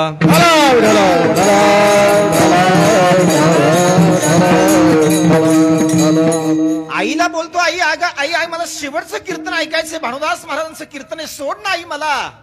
माझ्या कुर्मदासाच्या डोळ्यामध्ये पाणी येत आहे. त्यावेळेला आईचं अंतकरण हे मृदू अंतकरण असते. अर्थात ज्या वेळेला कुर्मदास रडतोय त्यावेळेला आईला ते सहन होत नाही. त्यावेळेला आई काय करते, जवळ येते, कुर्मदासाला आपल्या अर्थातच खांद्यावरती घेते आणि कुर्मदासाला खांद्यावरती घेतल्याच्या नंतर ज्या वेळेला वाळवंटामध्ये माझ्या भानुदास महाराजांचं कीर्तन चालू आहे ना, त्या कीर्तनामध्ये तिथे माझ्या कुर्मदासाला सोडल्या जाते. 1000 लोक माझ्या भानुदास महाराजांच्या कीर्तनामध्ये बसलेत, पाठीमागे सोडल्या जाते. पाठीमागे सोडल्याच्या नंतर माझे भानुदास महाराज त्या ठिकाणी अर्थातच कुर्मदास फरफटत फरफटत फरफटत त्या ठिकाणी समोर येत आहेत. समोर येऊन माझ्या भानुदास महाराजांच्या कीर्तनामध्ये बसतायत आणि भानुदास महाराजांच्या कीर्तनामध्ये बसल्याच्या नंतर माझ्या भानुदास महाराजांचं काल्याचं कीर्तन रंगामध्ये येते. अरे हात नाही तरी दुंड्या हाताने ते त्या ठिकाणी भजन करतायत आणि भजन करत असताना बघा काल्याचं कीर्तन पूर्ण होते आणि काल्याचं कीर्तन पूर्ण झाल्याच्या नंतर त्या ठिकाणी भानुदास महाराज सहज त्या ठिकाणी अंगा खांद्यावर हात फिरवतायत कुर्मदासाच्या आणि कुर्मदासाला बोलतात, अरे कुर्मदासा, अरे दादा आता तर काल्याचं कीर्तन झालं, इथला सप्ताह संपलाय, आम्ही आता पंढरीला पांडुरंगाच्या दर्शनाकरता जाणार आहोत. तुला पंढरीच्या पांडुरंगाकडे यायचंय का? तुला पंढरीच्या पांडुरंगाचं दर्शन घेण्याची इच्छा आहे का? त्यावेळेला त्या ठिकाणी कुर्मदास बोलतोय, बाबा मला पांडुरंगाचं दर्शन घेण्याची तर इच्छा आहे बाबा, पण मला हात नाही, मला पाय नाही, पण मला कसं दर्शन घेता येईल बाबा, मला तर येण्याची इच्छा आहे. त्यावेळेला भानुदास महाराज कुर्मदासाला बोलतात, अरे दादा तू चाल, तू येऊ शकतोस, चाल तू येऊ शकतोस. एवढा शब्द त्या ठिकाणी आपल्या कानावरती अर्थात कुर्मदासाच्या पडतोय. एक गोष्ट लक्षात ठेवा, अरे ज्या कुर्मदासाला हात नाही, ज्या कुर्मदासाला पाय नाही, तोच माझा कुर्मदास माझ्या भानुदास महाराजांच्या दिंडीमध्ये अर्थातच सहभागी होत आहेत आणि पंढरपूरला त्या ठिकाणी साष्टांग दंडवत करत करत ते पांडुरंगाला भेटण्याकरता जात आहेत. एक गोष्ट लक्षात ठेवा, साष्टांग दंडवत करत करत जर माझे कुर्मदास जर पुढे जात असेल, कुर्मदासाचं चरित्र पुढे ऐका. कुर्मदास फक्त वारीमध्ये सहभागी झाले नाहीत, वारीमध्ये सहभागी होऊन त्यांनी भजन तर केलंच, पण वारीच्या अर्थात या सगळ्या वारकऱ्याच्या पुढे ते जायचे आणि पुढे जाऊन 2000 वारकऱ्याची जेवणाची व्यवस्था करण्याचं काम महाराष्ट्रातला पहिल्या संतांनी जर कोणी केलं असेल तर मला असं वाटतं त्या संतांचं नाव आहे कुर्मदास. विठाला विठाला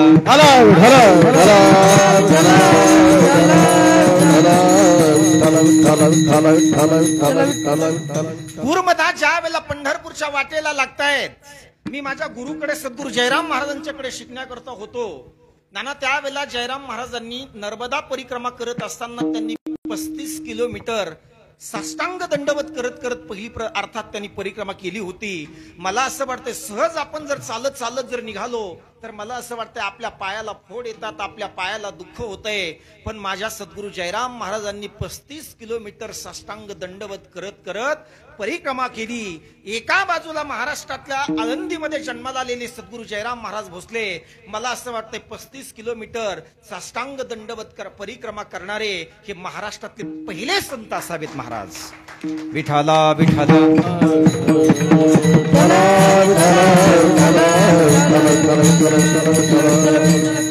कुर्मदास दर मुक्काम दर मजल करायचा, समोर जायचा, समोर जाऊन तो वारकऱ्याची जेवणाची व्यवस्था करायचा, वेळ भेटला की पुन्हा तो पांडुरंगाचं भजन करायचा. भानुदास महाराजांच्या सोबत तो त्या ठिकाणी अर्थातच पावल्या अर्थात जसे जमेल तशा पद्धतीने ते नाचायचे, अर्थात गोल गोल ते त्या ठिकाणी फिरायचे, पांडुरंगाच्या भजनाचा आनंद ते व्यक्त करायचे. पण पंढरपूरच्या अलीकडे एक लौल गाव आहे, तिथपर्यंत माझे कुर्मदास जात आहेत आणि तिथपर्यंत गेल्याच्या नंतर बघा, अरे ज्या वेळेला माणूस आपल्या शरीरावरती पडत पडत जातोय त्यावेळेला त्या काळचा रस्ता आठवा. सगळे काटे बोसलेले आहेत, सगळे दगड माझ्या कुर्मदासाच्या अंगामध्ये बोसलेले आहेत, पण तरी सुद्धा पंढरपूरची वारी आपल्याला करायची आहे. अरे आपल्याला ताप आला तरी आपण पंढरपूरची वारी चुकवतोय, ताप आला तरी आपण, मला असं वाटतंय, आळंदीची वारी चुकवतोय. अरे ज्या कुर्मदासाच्या अंगामध्ये काटे बोसलेत, ज्या कुर्मदासाच्या अंगामध्ये खडे रुतलेत, तो माझा कुर्मदास रक्त निघते, रक्ताच्या थारोळ्यामध्ये आहे, तरी सुद्धा पंढरीच्या पांडुरंगाची वारी बंद करत नाही. याला देव आवडणं म्हणतात सज्जनांनो. विठाला विठाला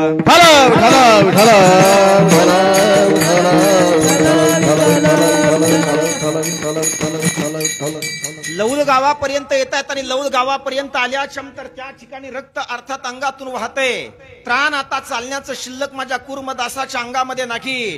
त्यावेळेला कुर्मदास एका कोपऱ्यामध्ये पडलेले आहेत. तिथपर्यंत माझे भानुदास महाराज जात आहेत. भानुदास महाराज गेल्याच्या नंतर माझ्या कुर्मदासाच्या अंगा खांद्यावर हात फिरवतायत आणि कुर्मदासाला बोलतायत, अरे कुर्मदासा, अरे दादा, पैठण पासून लौल पर्यंत तू अर्थात साष्टांग दंडवत करत करत पंढरीच्या पांडुरंगाच्या दर्शनाकरता आलाय ना रे दादा. आता तर पंढरपूर जवळ आहे, इथून 25 ते 30 किलोमीटर अंतरावरती आहे, तुला यावं लागेल रे माझ्या राजा. त्यावेळेला त्या ठिकाणी कुर्मदास भानुदास महाराजांना बोलतोय, बाबा बाबा, मला आता चालता येत नाही, माझ्या अंगामध्ये त्राण सुद्धा राहिलं नाही बाबा.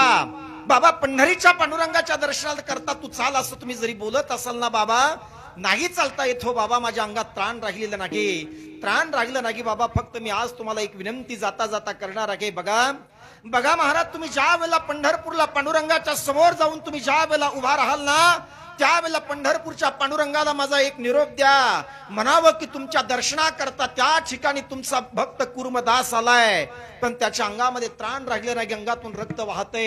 एवढा फक्त निरोप तुम्ही तिथे गेल्यावरती द्या. त्यावेळेला माझे श्री संत भानुदास महाराज पांडुरंगाच्या समोर उभे राहत आहेत आणि पांडुरंगाच्या समोर उभे राहिल्याच्या नंतर बघा, भानुदास महाराजांची मान खाली आहे. पांडुरंग परमात्मा असा विचार करतायत, आजपर्यंत भानुदास महाराज अनेक वर्ष झाले माझ्याकडे मला भेटण्याकरता येत आहेत, माझी वारी करण्याकरता येत आहेत.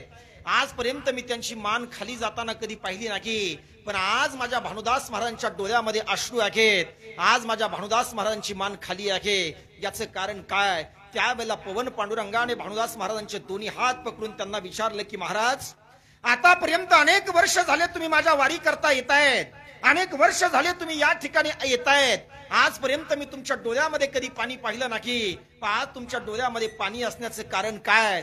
त्यावेळेला रडत रडत माझ्या भानुदास महाराजांनी सांगितले की बघा, तुमच्या दर्शनाकरता पैठणवरून माझ्या सोबत एक भक्त आहे ज्याचं नाव आहे कुर्मदास. तो अर्थात त्याला हात नाही, त्याला पाय नाही, पण तो माझ्या सोबत आलाय. लौल गावामध्ये तो थांबलाय, अंगात रक्त अर्थात त्या ठिकाणी वाहतय, काटे बोसलेत, दगड रुतलेत, त्याला तुमच्यापर्यंत येण्याचं त्राण सुद्धा शिल्लक नाही. माझी फक्त एकच हात जोडून तुम्हाला विनंती आहे की माझ्या कुर्मदासाला दर्शन देण्याकरता तुम्ही विटेवरून खाली उतरावं आणि लौल गावामध्ये तुम्ही माझ्या कुर्मदासाला भेटण्याकरता जावं. भानुदास महाराजांचे शब्द शिरसा वंद्य पांडुरंग परमात्मा अर्थातच मानतायत. आणि बघा, पांडुरंग परमात्मा क्षणाचाही विलंब करत नाहीत. पांडुरंग परमात्मा विटेवरून खाली उतरतायत आणि खाली उतरल्याच्या नंतर लौल गावामध्ये येत आहेत. लौल गावामध्ये आल्याच्या नंतर चित्र तुमच्या डोळ्यासमोर घ्या. एका बाजूला कुर्मदास त्या ठिकाणी रक्ताच्या थारोद्यामध्ये पडलेला आहे, तर एका बाजूला माझे पांडुरंग परमात्मा उभा आहे. आजही जरी तुम्ही त्या गावामध्ये जर गेलात ना, तर त्या गावामध्ये अशा पद्धतीचे अर्थात त्या ठिकाणी मंदिर आहे.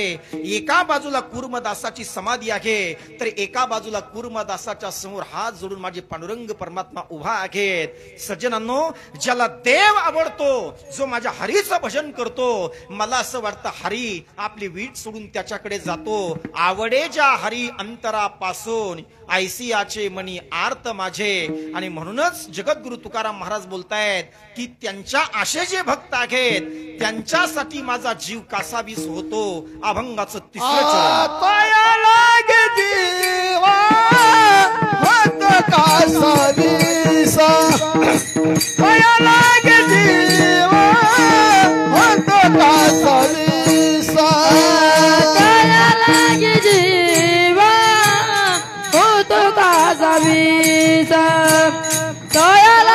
जीवा होत का जावी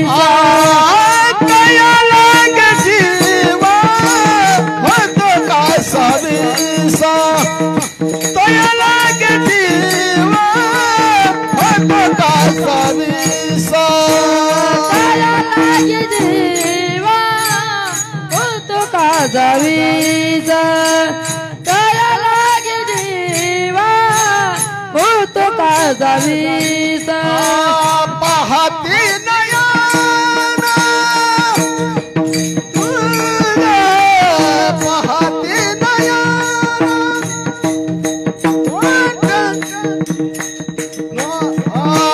पाहते वास नयन आवडे जहारी अंतरापासानी आवडे जहारी अंतरापासानी आवडे जारी अंतरापासून आवडे जारी अंतरापासून अंतरापासून तया लागी जीव होतो कासावीस पाहतील वास नयन घे.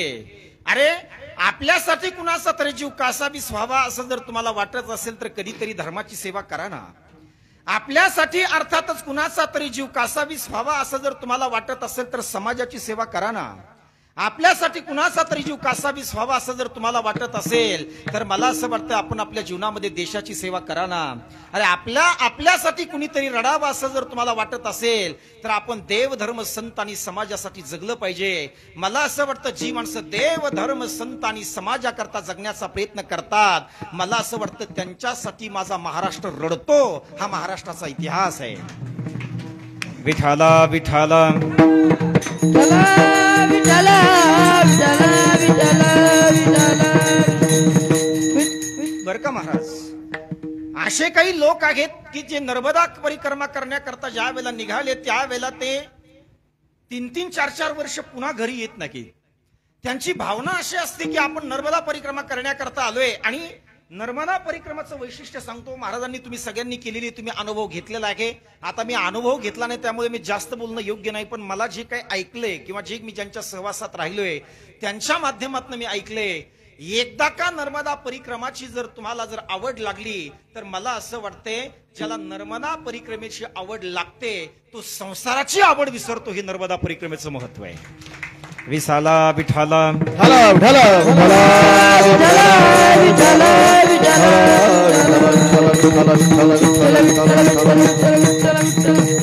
तया लागी जीव होतो कासावीस पाहतील वास नयन घे. कासावीस झाला पाहिजे.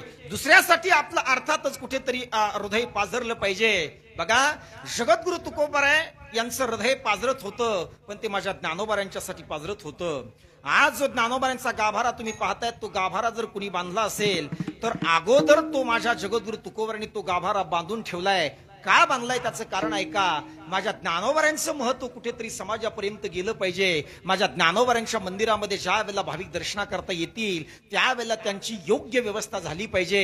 हे अर्थातच हा उद्देश डोळ्यासमोर ठेवून माझ्या ज्ञानोबारांनी माझ्या अर्थात जगद्गुरु तुकोबारांनी ज्ञानोबारांच्या समाधीच्या गाभाऱ्याचं काम केलंय. म्हणून माझ्या ज्ञानोबाराला जगद्गुरु तुकाराम महाराज आवडतायत. तया लागी जीव होतो कासावीस पाहतील वास नयन घे. आजही ज्ञानोबारांच्या दरबारामध्ये असे काही वारकरी आहेत बघा.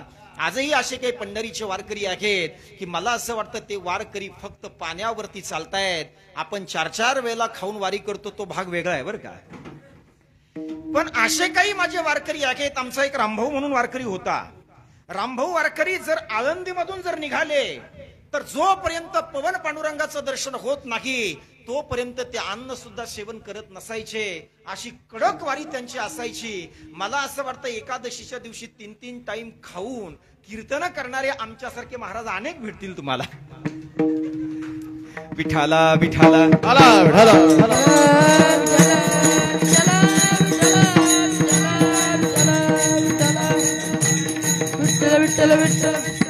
सद्गुरु जयराम महाराज भोसले सिद्धबेटामध्ये आम्ही होतो.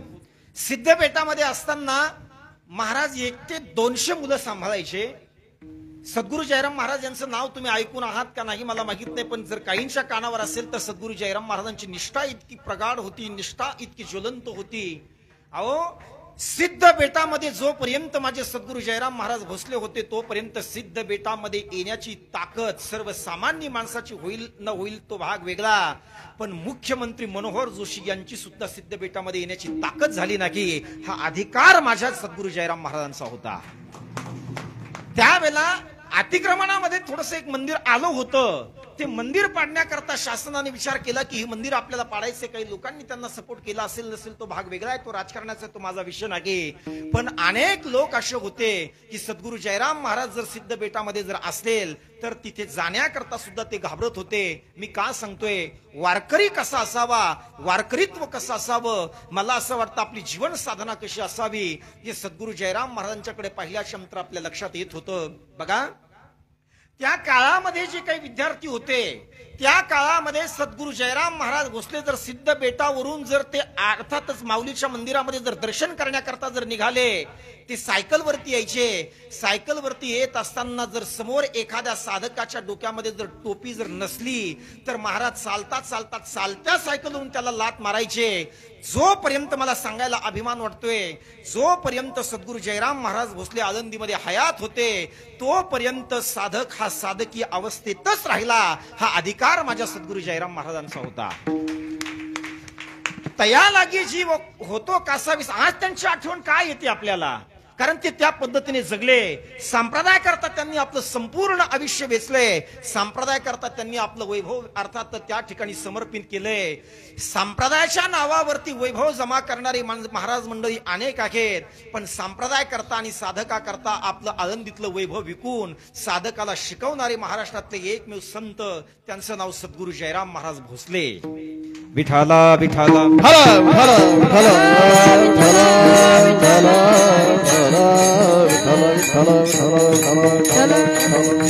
आणि म्हणून तुम्हाला जर तुमच्या जीवनामध्ये जर उद्धार करून घेण्याची जर इच्छा असेल ना, तर मी तुम्हाला एकच वाक्य सांगणार आहे की श्री संत निवृत्तीनाथ महाराजांच्या सारख्या संतांना अलिंगन द्या.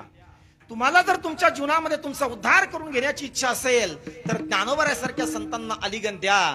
तुम्हाला जर तुमच्या जीवनामध्ये तुमचा उद्धार करून घेण्याची जर इच्छा असेल तर सद्गुरू जयराम महाराज भोसले यांच्यासारख्या आदर्श महात्म्याला अलिंगन द्या, तरच तुमच्या जीवनाचा उद्धार होईल. अभंगाचं चौथं चरण. सफल हा जन्म होईल येथोनी, सफल हा जन्म होईल येथोनी, सफल हा जन्म होईल येथोनी, सफल हा जन्म होईल येथोनी, सफल हा जन्म होईल येथोनी, सफल हा जन्म होईल येथोनी, सफल हा जन्म होईल येथोनी, सफल हा जन्म होईल येथोनी.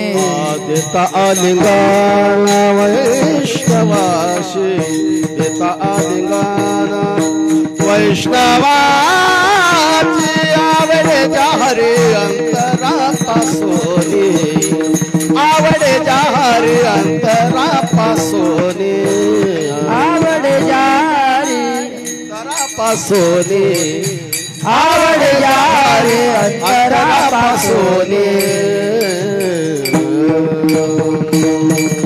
पार खुमाये हरे विठोबार खुमाये, हरे विठोबार खुमाये, बार खुमाई, पार खुमाये, बार खुमाई, पार खुमाये, बार खुमाई, पार खुमाये, बार खुमाई, हरे विठोबार खुमाये, बार खुमाई, पार खुमाये, बार खुमाई, पार खुमाये, बार खुमाई, पार खुमाये, बार खुमाई, पार खुमाये, बार खुमाई,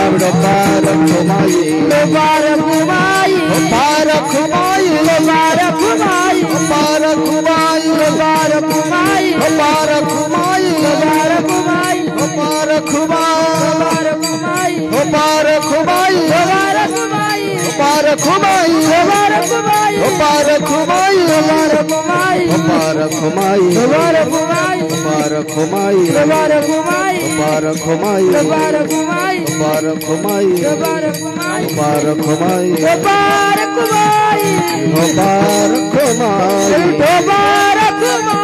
पार खुमाई रखुमाई पार खुमाई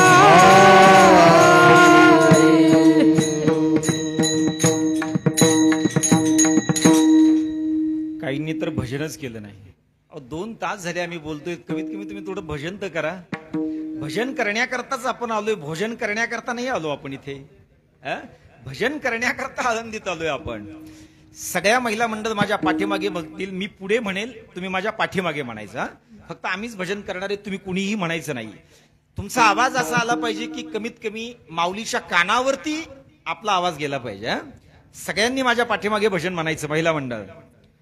सुंदर माझे जाते गे फिरते बहुतेक,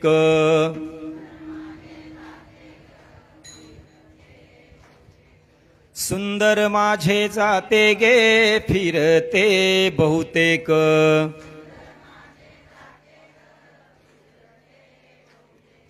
ओव्या गाऊ कौतुके तू ये रे बाळ विठ्ठला.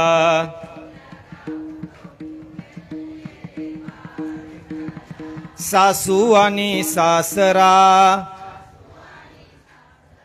सासू आणि सासरा, घरात नाही आसरा.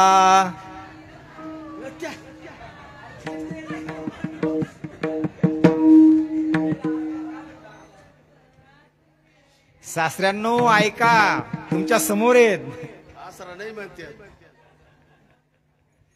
तुम्हाला घरात आसरा नाही, चला आता आमच्या सोबत दिंडीमध्ये. मग काय करता आता? विठ्ठला विठ्ठल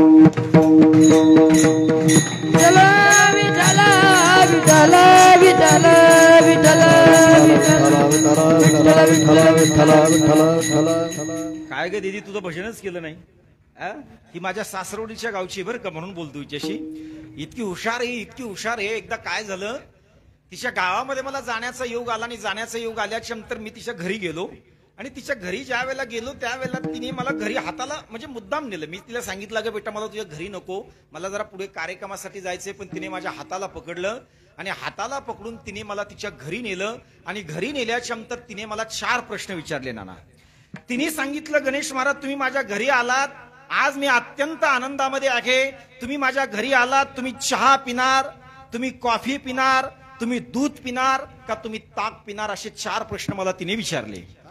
4 प्रश्न विचारल्याच्या नंतर मी असा विचार केलाय, आता चहा आपण नेहमीच घेतो, कॉफी सुद्धा आपण लोकांच्या घरी गेल्याच्या नंतर नेहमीच घेतो. लोक अर्थात नलिनीताईच्या घरी गेल्याच्या नंतर ताई आम्हाला दूधही नेहमीच करतात, मग आपण चहा दूध कॉफी नेहमीच घेतो. मी त्यावेळेला ते दीदीला सांगितलं, दीदी आज मी तुझ्या घरी चहाही घेणार नाही, आज मी तुझ्या घरी कॉफीही घेणार नाही, आज मी तुझ्या घरी अर्थात दूधही घेणार नाही, तर आज मला तुझ्या घरचं ताक पिण्याची इच्छा आहे. ताक. ती काय केली, लगेच पाठीमागच्या घरामध्ये पळत पळत जाते आणि घरात पळत पळत गेल्याच्या नंतर एक ताकाचा तांब्या घेऊन येते.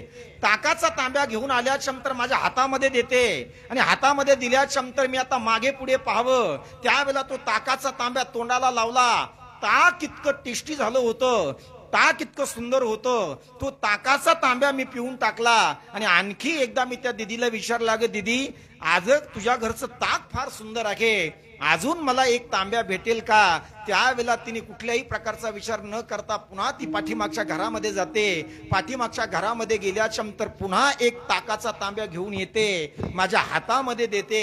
हातामध्ये दिल्याच्या नंतर मी नेमकं माझ्या तोंडाला लावणार. तोंडाला लावल्याबरोबर नेमकी तिची बाहेरून आई आली. आई आल्याच्या नंतर मी तिला हळूच विचारलं, अगं दिदे, अगं तुझी आई बाहेरून आली, ती तुझी आई रागवेल, अगं 1 नव्हे तर 2 तांबे ताक तुम्हाला पाजले. अगं तुझी आई तुझ्यावरती रागवेल ना, तुझी आई तुझ्यावरती रागवेल ना. त्यावेळेला दिदी बोलते, महाराज माझी आई माझ्यावरती रागवणारच नाही. मी म्हटलं का रागवणार नाही? ती म्हटली त्या ताकाच्या तांब्यात उंदीर पडला होता. आता उंदीर पडला होता म्हटल्याच्या नंतर तुम्हाला हसवालं, पण मला किती राग आला असेल जरा विचार करा. मला राग आला आणि राग आल्याबरोबर ही दिदी समोर होती. माझ्या हातातला मी ताकाचा तांब्या घेतला आणि जोरात फरशीवर आदळला. जोरात फरशीवर आदळल्याबरोबर ती दिदी आपल्या आईला म्हणते, मम्मी मम्मी, महाराजांनी आपला संडासला जायचा तांब्याही फोडला. अरे अरे अरे अरे विठ्ठला विठ्ठल.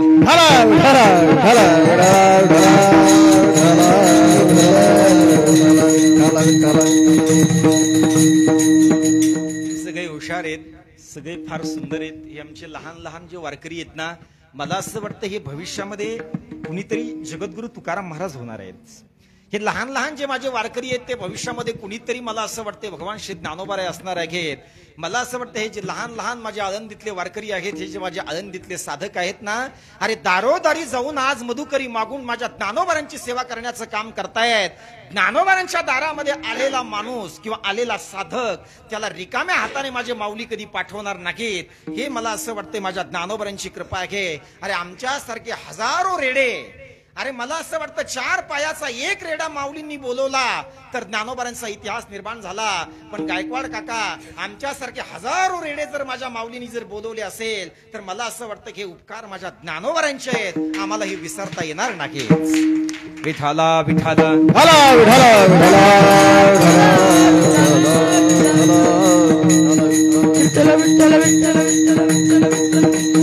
आणि म्हणून जगद्गुरु तुकाराम महाराज सांगताय, जर आदर्श संतांना जर तुम्ही तुमच्या जीवनामध्ये जर आलिंगन दिलं ना, तर तुमच्या जीवनाचा उद्धार झाल्याशिवाय राहणार नाही. तुमच्या जीवनाचा उद्धार व्हावा असं जर तुम्हाला वाटत असेल तर आदर्श संतांना शरण जा.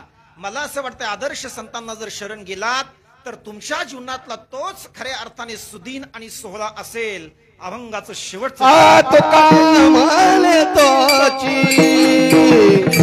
सुदीन सोहळा तुका म्हणतोची, सुदीन सोहळा तुका म्हणतोची, सुदीन सोहळा तुका म्हणतोची, सुदीन सोहळा तुका म्हणतोची, सुदीन सोहळा तुका म्हणतोची, सुदीन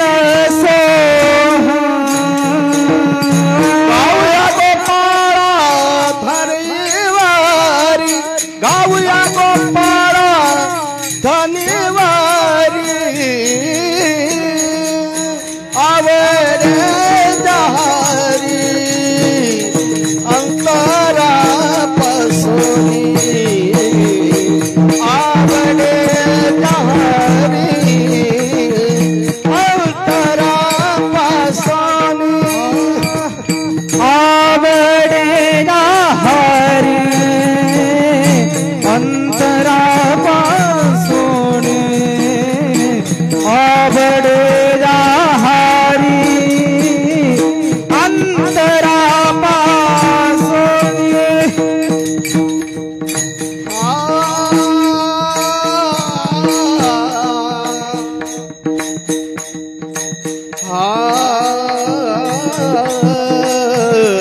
ऐशिया तुमनी अर्थ माझे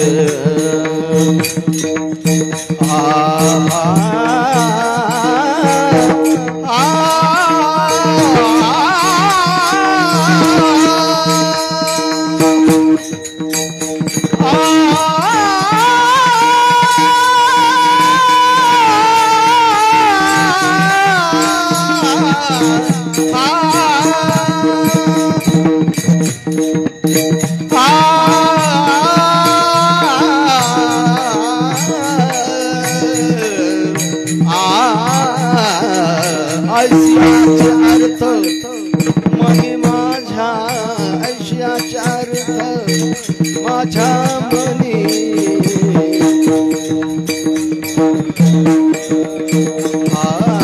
आवडे जा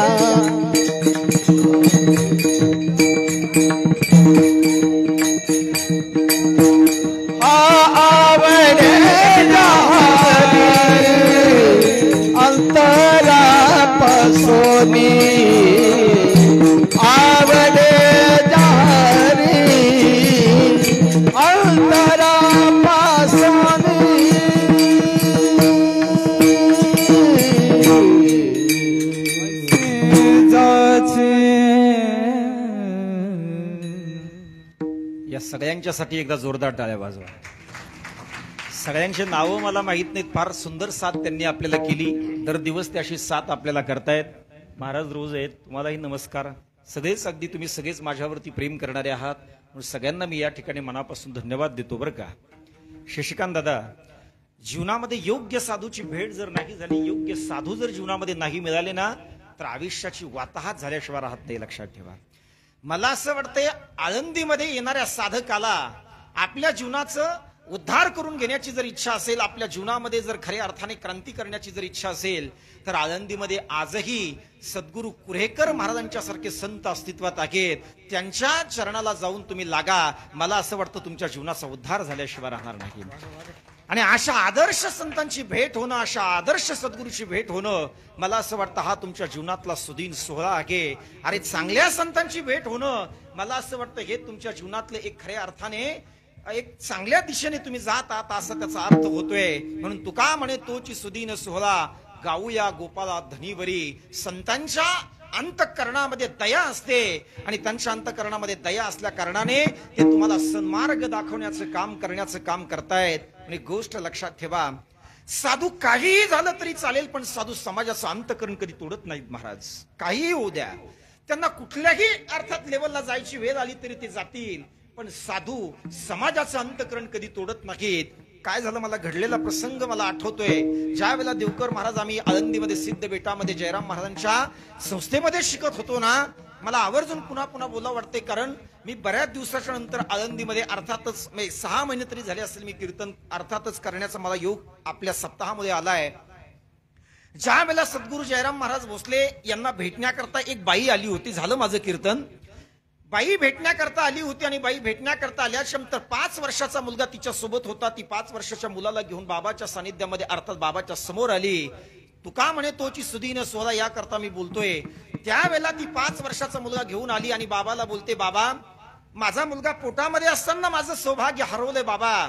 आज मी तुम्हाला अर्थातच माझ्या मुलाचा 5वा वाढदिवस आहे बाबा, आणि तुला मला जिलाबी फार आवडते ना बाबा, म्हणून मी लोकांच्या कामाला गेले बाबा आणि लोकांच्या कामाला जाऊन मी ही जिलाबी आणलीये बाबा. माझ्या एकुलते एक मुलाच्या वाढदिवसा प्रसंगी जर तुम्ही जिलाबी घेतली ना बाबा, जिलाबी जर खाल्ली बाबा, तर मला असं वाटतंय खऱ्या अर्थाने माझ्या मुलाचा वाढदिवस चांगला होईल बाबा. त्यावेळेला सद्गुरू जयराम महाराज भोसले त्या बाईला बोलतायत, अगं बाई तू काय केलं हे? अगं आज एकादशीचा दिवस आहे आणि एकादशीचा दिवस जर असेल तर मला तुझी जिलाबी खाता येणार नाही. त्यावेळेला त्या बाईला वाईट वाटते आणि बाई त्या ठिकाणी रडायला लागते. ती बाई असा विचार करते, अरे मी लोकांच्या कामाला गेले, 2 दिवस कामाला गेले आणि बाबाने कुठेतरी माझ्या एका जिलाबीच्या तुकड्याचा स्वीकार करावा अशी माझी इच्छा होते, पण एकादशी असल्या कारणाने बाबा जिलाबी खाऊ शकत नाहीत. त्यावेळेला त्या बाईच्या डोळ्याला पाणी येते आणि बाईच्या डोळ्याला पाणी आल्याच्या नंतर सद्गुरू जयराम महाराज समोर जात आहेत. समोर जाऊन त्या बाईच्या हातातल्या जिलाबीचा पुडा घेतायत आणि एक एक जिलाबी खायला सुरुवात करतायत. त्यावेळेला त्या बाईच्या मुखारविंदातून शब्द बाहेर पडतात, बाबा बाबा तुमची एकादशी तुटेल ना बाबा, तुम्ही जिलाबी खाऊ नका बाबा, आज एकादशी आहे तुम्हाला. माझी एकादशीच्या दिवशी जर तुम्ही जिलाबी खाली तर माझ्यामुळे तुमची एकादशी तुटेल, माझ्यामुळे तुमची एकादशी तुटेल. त्यावेळेला सद्गुरू जयराम महाराज भोसले काय उत्तर देतात ते उत्तर माझ्या कीर्तनातून घेऊन जा. सद्गुरू जयराम महाराज सांगतायत, बाई माझी एकादशी तुटली तरी चालेल, पण समाजाचं अंतःकरण तुटू नये असं मला वाटतंय बाई. याचा अर्थ मी हे सांगितलं म्हणजे तुम्ही सुद्धा एकादशीच्या दिवशी जिलाबी खाल नाही तर हा अधिकार तुमचा नाही. हा अधिकार तुमचा नाही, साधकाचा हा अधिकार नाही. मला असं वाटतंय ज्याला सिद्धता अवस्था प्राप्त झाली ना, सिद्धता या अवस्थेला जो व्यक्ती गेलाय, जो महात्मा गेलाय, तो महात्मा आपल्या जीवनामध्ये बदल करू शकतोय, पण साधकाला आपल्या आयुष्यामध्ये बदल करण्याचा अधिकार नाही. अशा महात्म्याची जर भेट झाली तर तुका म्हणे तोची सुदीन सोहळा, गाऊया गोपाला धनीवरी. आवडे ज्या हरी अंतरापासूनी, ऐसियाचे मणी आर्त माझे ज्ञानेश्वर माऊली ज्ञानराज माऊली, ज्ञानेश्वर माऊली ज्ञानराज माऊली, ज्ञानेश्वर माऊली ज्ञानराज माऊली, महाराज ज्ञानेश्वर माऊली ज्ञानराज महाराज, ज्ञानेश्वर माऊली ज्ञानराज माऊली, ज्ञानेश्वर माऊली ज्ञानराज महाराज, ज्ञानेश्वर माऊली ज्ञानराज माऊली, ज्ञानेश्वर माऊली ज्ञानराज माऊली, ज्ञानेश्वर माऊली. झालेलं कीर्तन पुष्प माऊलीच्या चरणारविंदी मा नर्मदा मातेच्या चरणारविंदी ही सेवा समर्पित करतो. चाल झाली असं आपण गृहीत धरू. आता सगळ्यांना फराळाचं करायचंय म्हणून सगळ्या माझ्या निरपेक्ष कीर्तन समूहात कुणाचं नाव राहिलं असेल तर सगळ्यांना मी या ठिकाणी माझ्या कीर्तन व्यासपीठावरून वंदन करतो. सगळ्यांची मी माफी मागतो. सगळ्यांनी तन मन धनाने अगदी सहकार्य केलंय म्हणून सगळ्यांना या ठिकाणी मनापासून धन्यवाद देणं हे आमच्या निरपेक्ष कीर्तन समूहाच्या वतीने तुम्हाला सगळ्यांना धन्यवाद देणं हे माझं कर्तव्य आहे म्हणून सगळ्यांना धन्यवाद देतो. माऊलीच्या चरणारविंदी ही कीर्तन सेवा समर्पित करतो. माझ्या वाणीला विसावा घेतो. कीर्तन सेवा संपली असं आपण जाहीर करूया. जय विठ्ठल जय जय विठ्ठल. विठ्ठल जय जय विठ्ठल. जय विठ्ठल जय हर विठ्ठल. विठ्ठल जय जय विठ्ठल. आ बोलिलेले करू वेडे वाकुडे उत्तर करा क्षमा अपराध महाराज तुम्ही सिद्ध. नाही विचारिला दुकार मी आपुला. क्षमा अपराध महाराज तुम्ही सिद्ध. आ तुका म्हणे ज्ञानेश्वरा राखा पाया भेटी जरा. क्षमा अपराध महाराज तुम्ही सिद्ध. ज्ञानदेव तुकाराम. ज्ञानदेव तुकाराम. ज्ञानदेव तुकाराम.